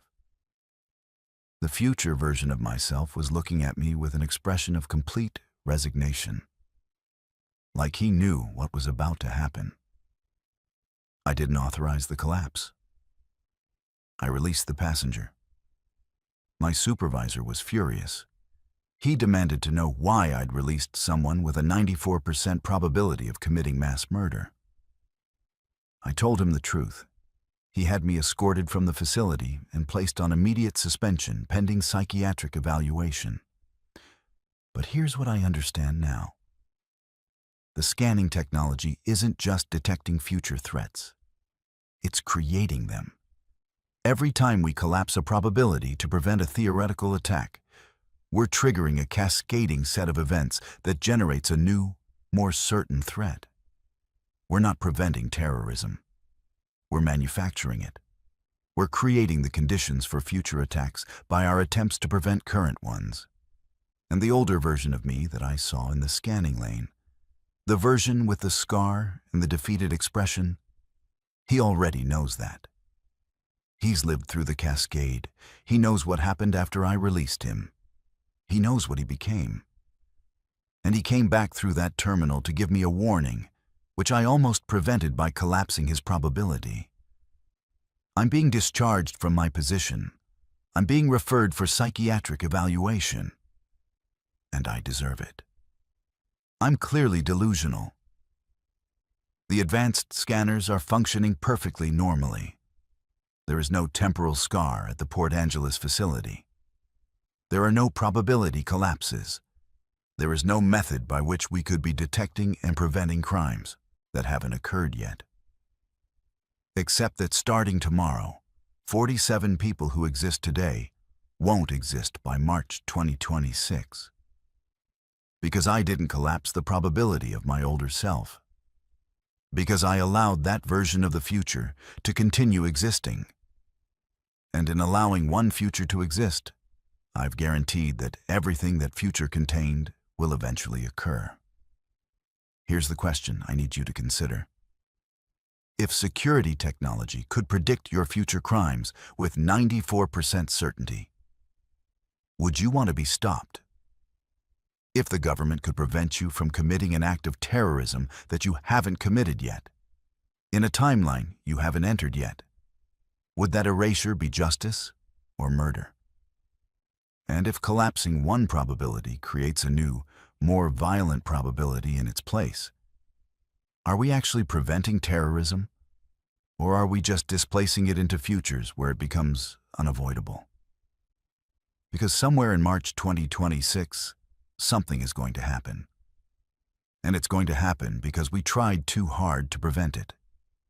And I'm going to be involved. And I deserve to be. Because I made the choice to preserve one timeline over another.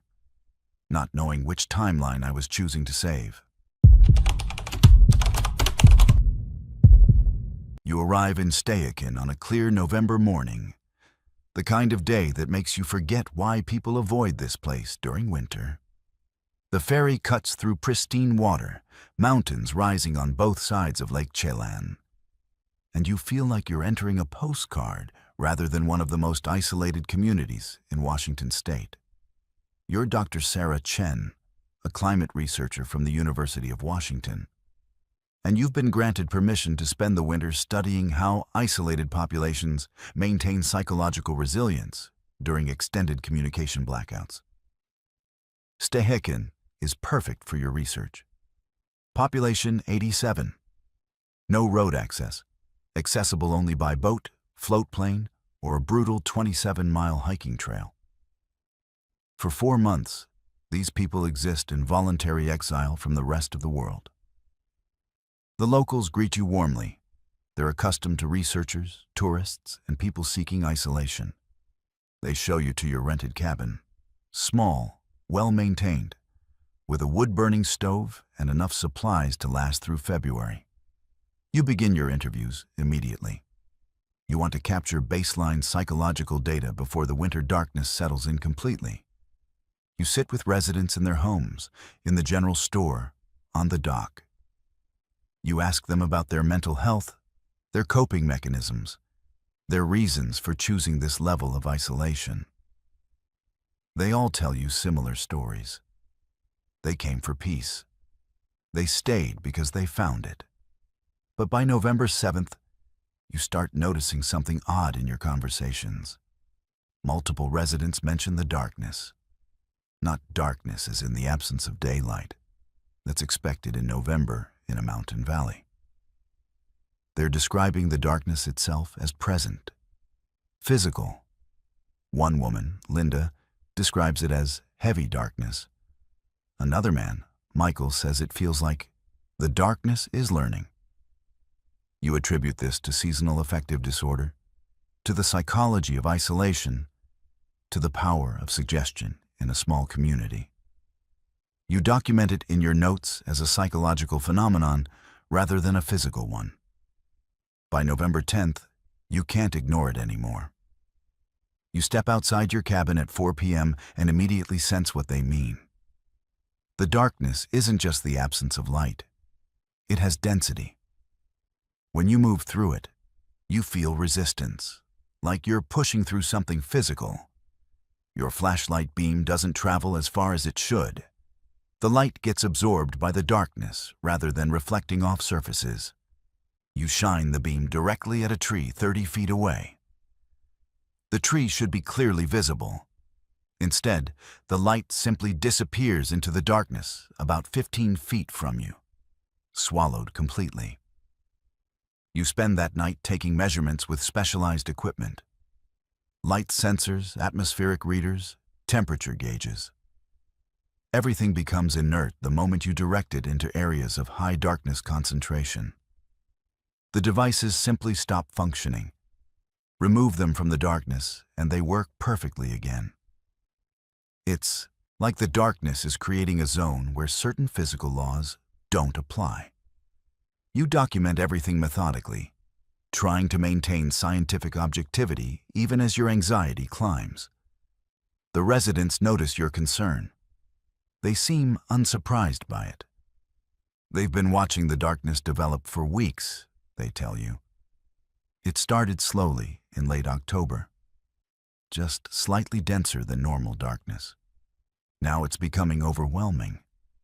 Some of them have started avoiding going outside after sunset. Others venture into it deliberately, for reasons they can't articulate. You interview Michael on November 12th after he returns from a 3-hour walk into the darkness. His body temperature is 93.2 degrees Fahrenheit, nearly 5 degrees below normal. His voice is different, quieter. His movements are slower, more deliberate. When you photograph him, you notice his shadow is moving wrong. It's moving against his body position, like it's operating on a different timeline than the rest of him. By November 15th, You can no longer deny what's happening. The darkness now comprises approximately 70% of the nighttime environment, and it's spreading into daylight hours. Large sections of Stehekin are completely obscured by midday. The darkness has developed a color, not black, but a deep purple-black void that hurts to look at directly. When you stare into it for too long, you begin to lose your sense of spatial orientation. Your brain can't process what it's seeing because it's not seeing photons bouncing off surfaces. It's seeing nothing. Absolute nothing. The color of deep space. You call the university on November 18th via satellite phone. Your voice sounds strange to your own ears. You're having difficulty explaining what's happening because language doesn't have words for this phenomenon. You describe it as a tangible substance, a physical medium of darkness that possesses resistance and the ability to absorb light. Your research coordinator's response is skeptical. He suggests equipment malfunction. You insist that everything is working perfectly. You're the one who's not working perfectly. You can feel it. Your body temperature has dropped 2 degrees since you arrived. Your shadow doesn't always match your movements. Sometimes you catch your reflection in windows, and it's looking at you with an expression of sad recognition, like it knows something you haven't accepted yet. You stop leaving your cabin by November 20th. The darkness has consumed nearly everything outside. When you open your door, you see nothing. Not darkness as the absence of light, but darkness as a presence, a void that reaches toward you. You can feel it trying to enter your cabin, testing the boundaries of your walls. At night, you hear movement outside, sounds of people walking, but their footsteps are wrong. They're moving in patterns that don't match the geography of Stehekin. They're walking on vertical surfaces. They're walking through buildings. They're walking in multiple directions simultaneously, creating an impossible acoustic landscape. The satellite phone stops working on November 23rd. You try calling the university. You try calling emergency services in Seattle. Nothing. The equipment functions perfectly. You can see the signal strength display. You can see the battery indicator. But no one answers. No one receives your calls. It's like you're broadcasting into a void. You leave messages anyway. You describe what's happening. You describe how the residents are changing, how their body temperatures keep dropping, how their shadows move wrong, how they spend more and more time in the darkness voluntarily, how you're afraid that if you go outside, you won't come back the same. By November 27th, you've accepted something. The darkness is intelligent, not conscious in the way humans are conscious, but possessing some kind of intentional presence. It's learning. It's spreading methodically.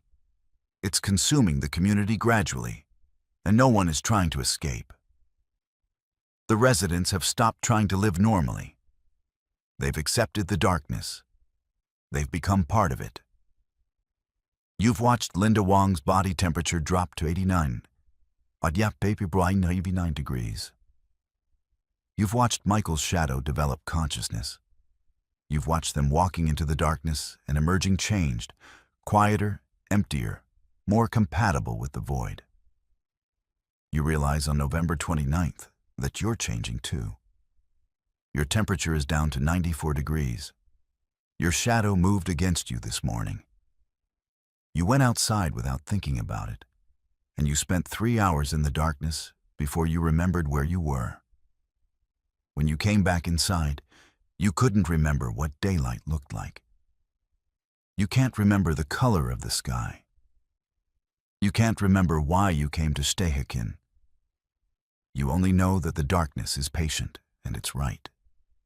And it's going to consume this entire valley eventually, and you're going to help it happen.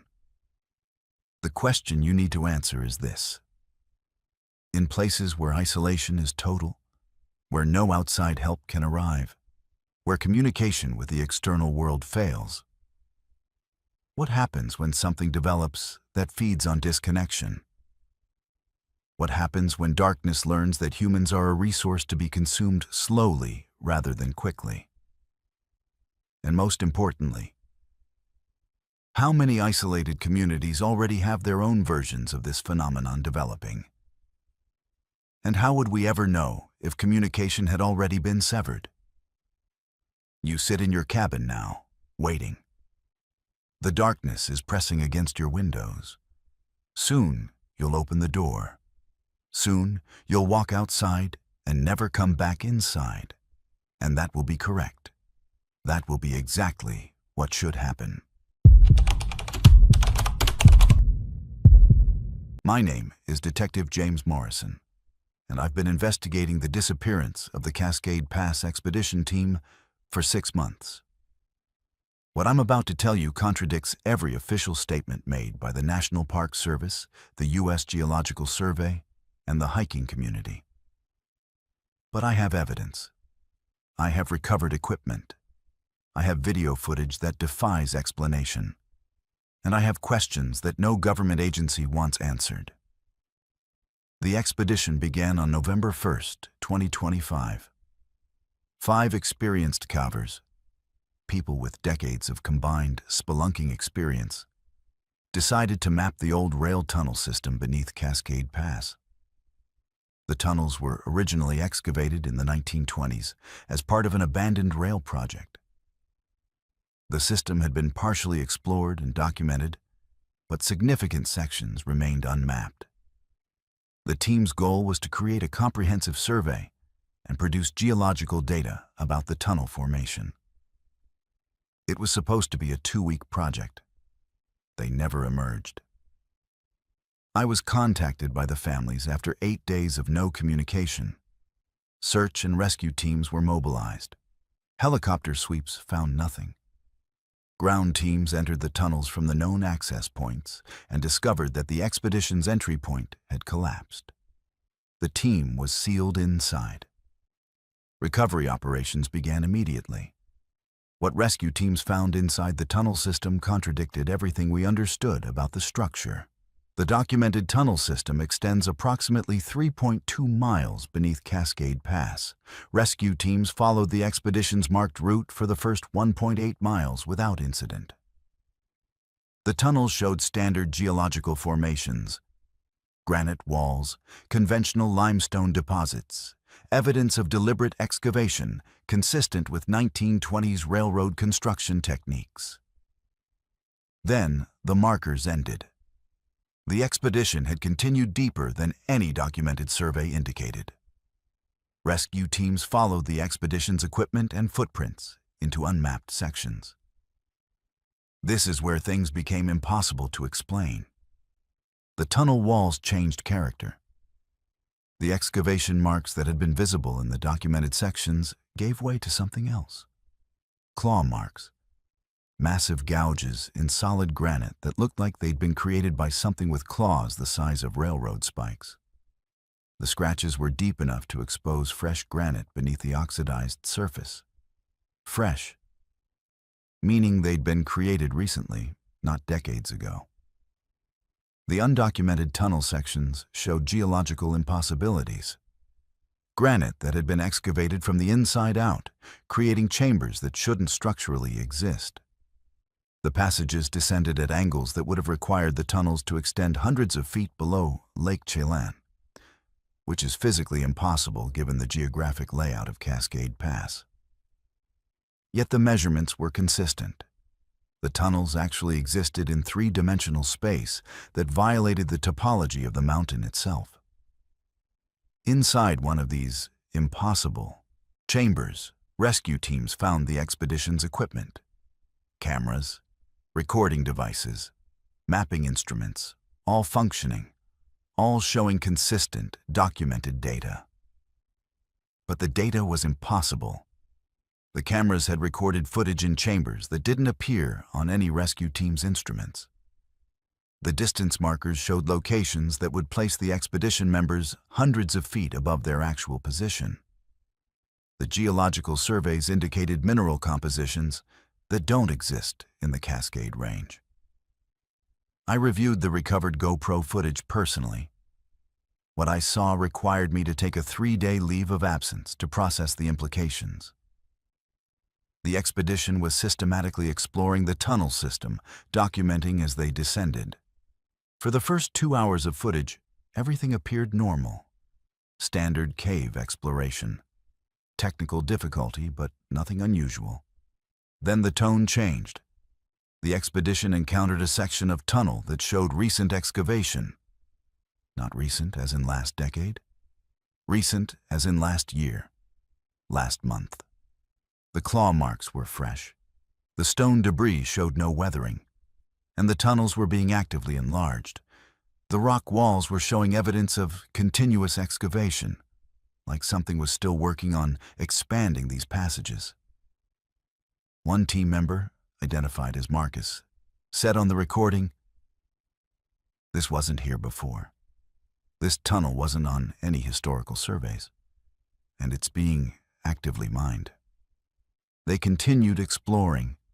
They documented the progression of the tunnel deeper into the mountain. The passages became larger, more deliberate. The claw marks became more organized, more purposeful.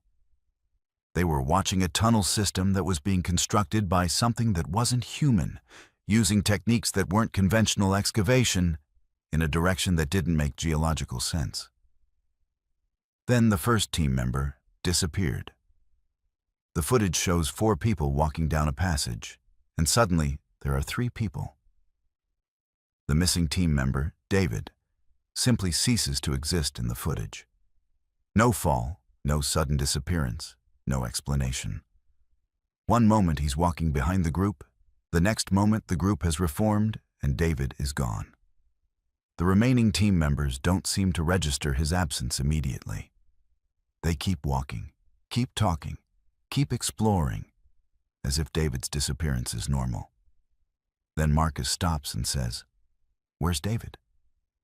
And the other 2 team members seem confused, like they'd forgotten he was ever there. The remaining 3 continued exploring. They descended deeper into the tunnel system. The passages became larger and more organized. The claw marks evolved into patterns, not random scratching but intentional designs. Archaeological symbols, geometric precision. The team was finding evidence that something had been systematically developing this tunnel network, and the development had been ongoing for longer than human history.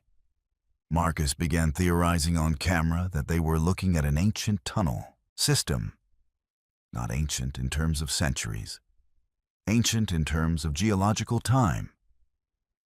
He suggested, with increasing agitation, that the tunnels might predate human civilization, that they might predate the mountain itself.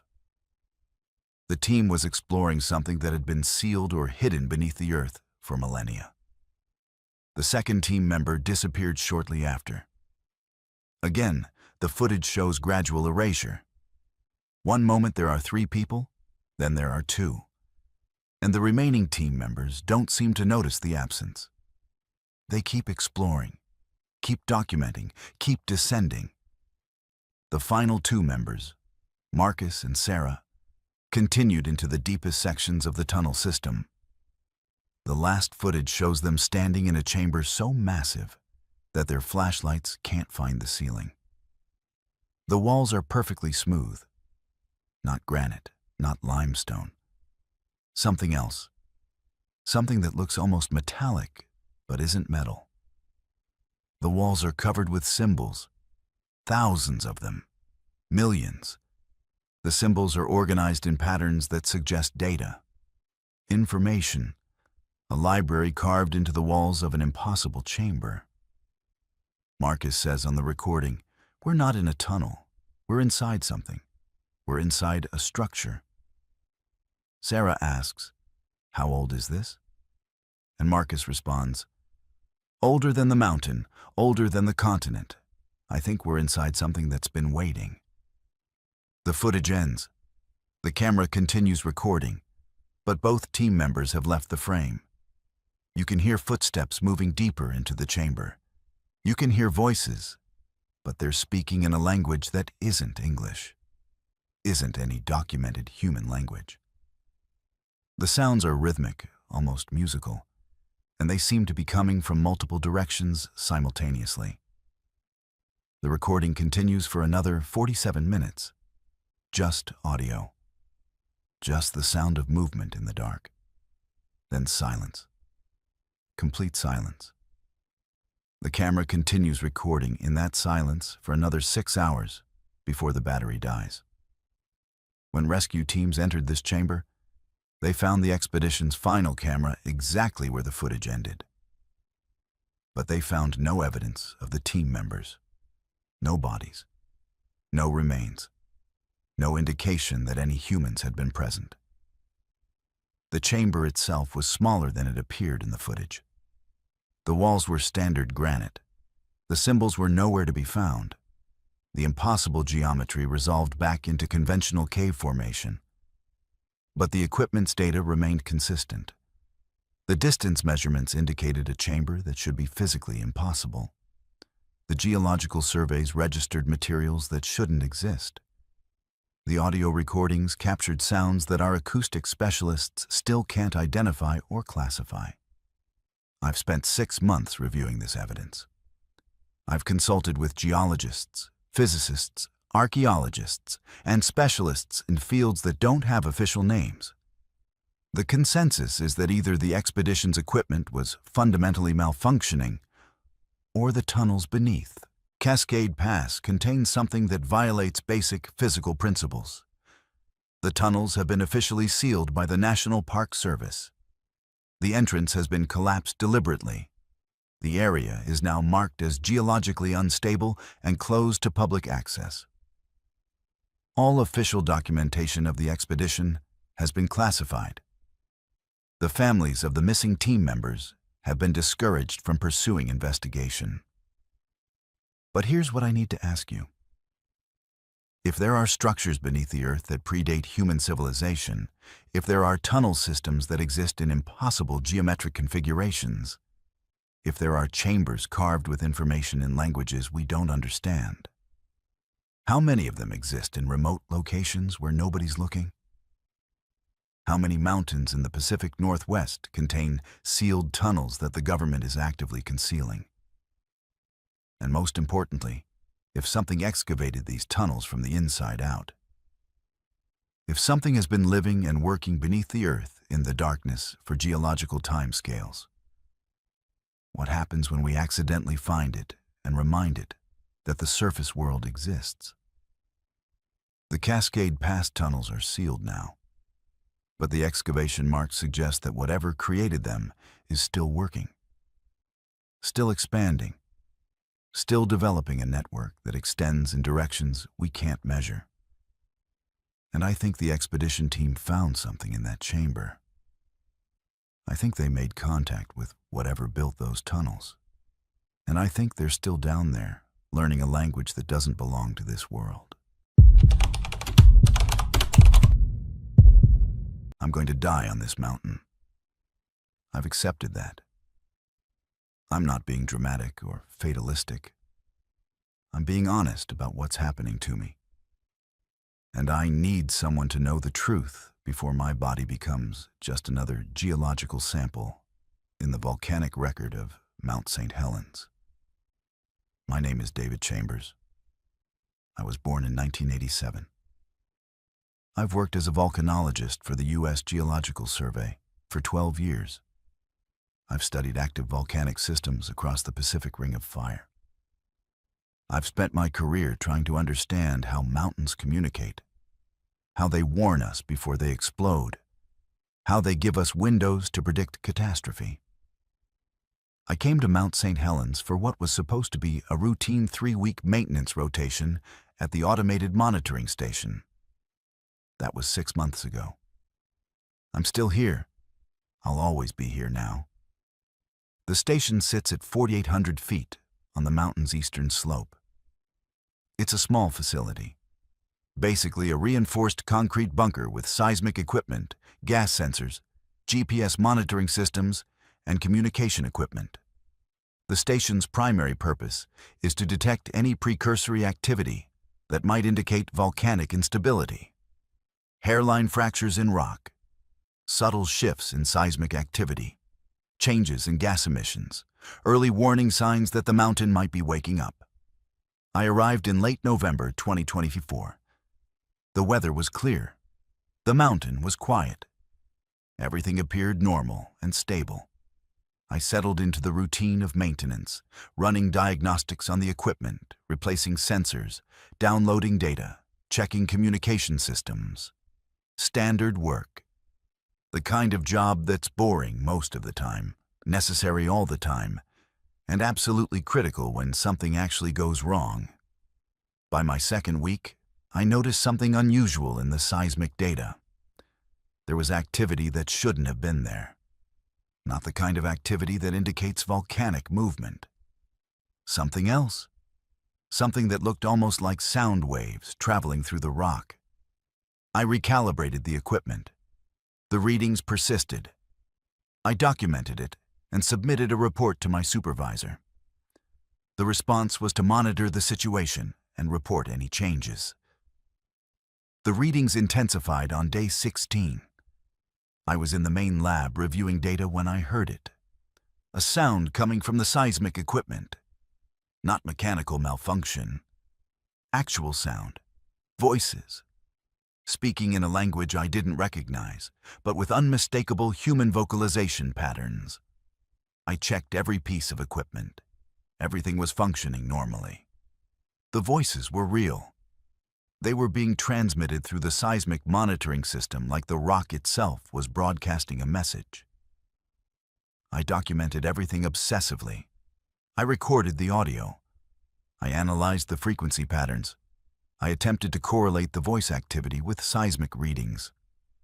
Over the next week, the pattern became clear. The voices were speaking names, specific names, paired with dates. Margaret Chen died November 1980. Robert Vanderpool died November 1999. Catherine Mills died November 2003. The voices were cataloging people who had died in volcanic events, people whose deaths connected to Mount St. Helens. But some of the dates were in the future. I was hearing names of people who haven't died yet, dates that are months or years away. The mountain was broadcasting information about deaths that haven't occurred yet, deaths that exist only in probability space, in timelines that haven't solidified into reality. I tried to communicate back. I felt insane doing it. But I spoke to the mountain. I asked what it wanted. I asked what these voices were trying to tell me. And the mountain answered. Not through the seismic equipment, through my own body. I felt it first as a pressure in my chest, a sensation of something trying to synchronize with my heartbeat. Then I started hearing the voices in my own head. The mountain had moved from broadcasting through the equipment to broadcasting through my neurology. The voices told me they were people who had died in Mount St. Helens eruptions across time. Not just the famous 1980 eruption. Eruptions that occurred centuries ago. Eruptions that will occur centuries in the future. They were all trapped in the geological record, preserved in ash and pumice and lava flows. They were all trying to speak simultaneously, their collective consciousness encoded in the mountain's seismic signature. And they were trying to warn the present timeline about what's coming. I learned that volcanic activity isn't random. It's intentional. The mountain isn't a geological phenomenon. It's a device, a storage mechanism, a communication node. Every time Mount St. Helens erupts, it records information about every death that will occur in that eruption. The geological record becomes a permanent archive of human mortality. And the mountain has been systematically collecting this data for thousands of years, waiting for the moment when it could use that data to communicate backwards through time, to warn earlier versions of humanity about eruptions that haven't happened yet. I started experiencing physical changes around week 5. My body temperature dropped 2 degrees. My vision shifted into a spectrum where I could see heat signatures in stone.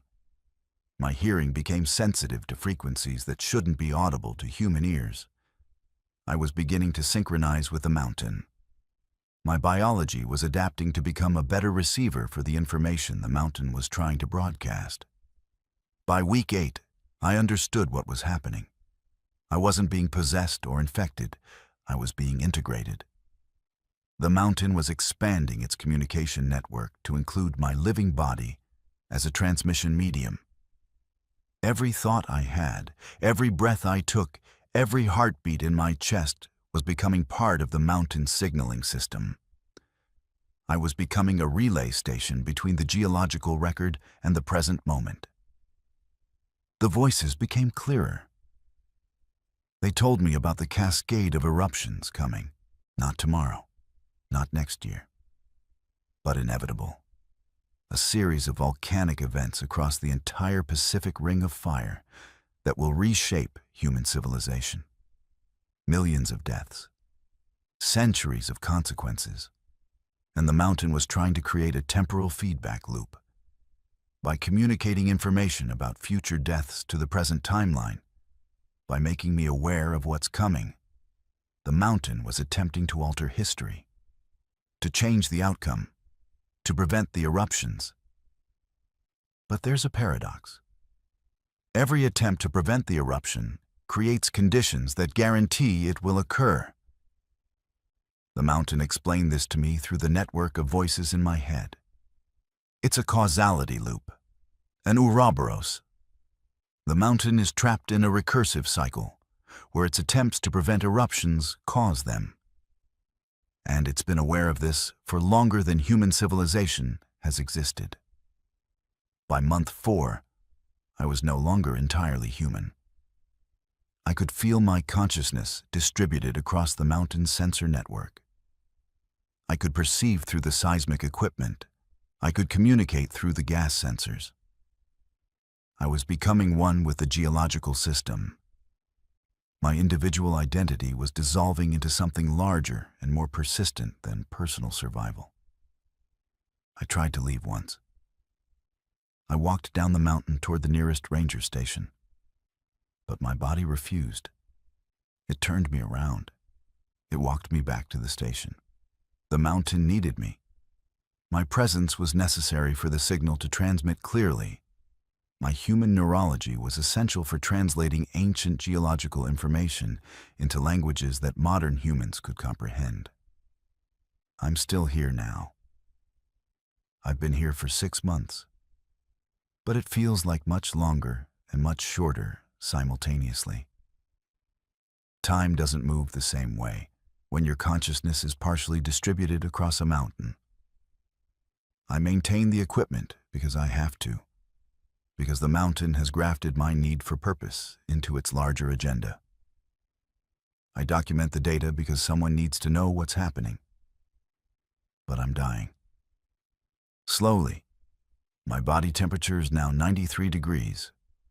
My human cells are being gradually replaced by something that can better interface with mineral structures. Within a few months, maybe less, I'll complete my transformation. I'll stop being David Chambers. I'll become part of the mountain's permanent communication system. Here's what I need you to understand. Every volcanic monitoring station in the Pacific Ring of Fire is making similar recordings. Every one of them has personnel reporting identical phenomena. Voices in the equipment, names and dates.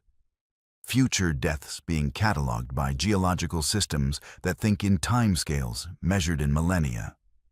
And every one of those stations is trying to create a temporal feedback loop that will reshape human history. The question I need you to answer is this. If you could receive information about your own death before it occurs, if a geological system far older than human civilization was trying to warn you about an eruption that will kill you in a timeline you haven't entered yet, would you want to know? Would you try to prevent it knowing that prevention creates the very catastrophe you're trying to avoid? Or would you accept that some deaths are encoded in the rock itself, and the mountain is simply trying to make peace with that inevitability? I'm going to stop transmitting after this. My body is becoming incompatible with human technology. But the mountain will continue broadcasting. It will continue trying to communicate. And if you listen carefully to seismic data from volcanic regions, if you really pay attention to the noise in the geological record, you might hear voices speaking names and dates. You might hear futures trying to warn the present. Thank you for listening. Thank you for acknowledging that I existed as an individual before I became something else. For more stories like this, investigations into phenomena that science can't explain and governments won't acknowledge, subscribe to Verified Fears on YouTube. These testimonies need to be heard. The truth needs to survive, even when we don't.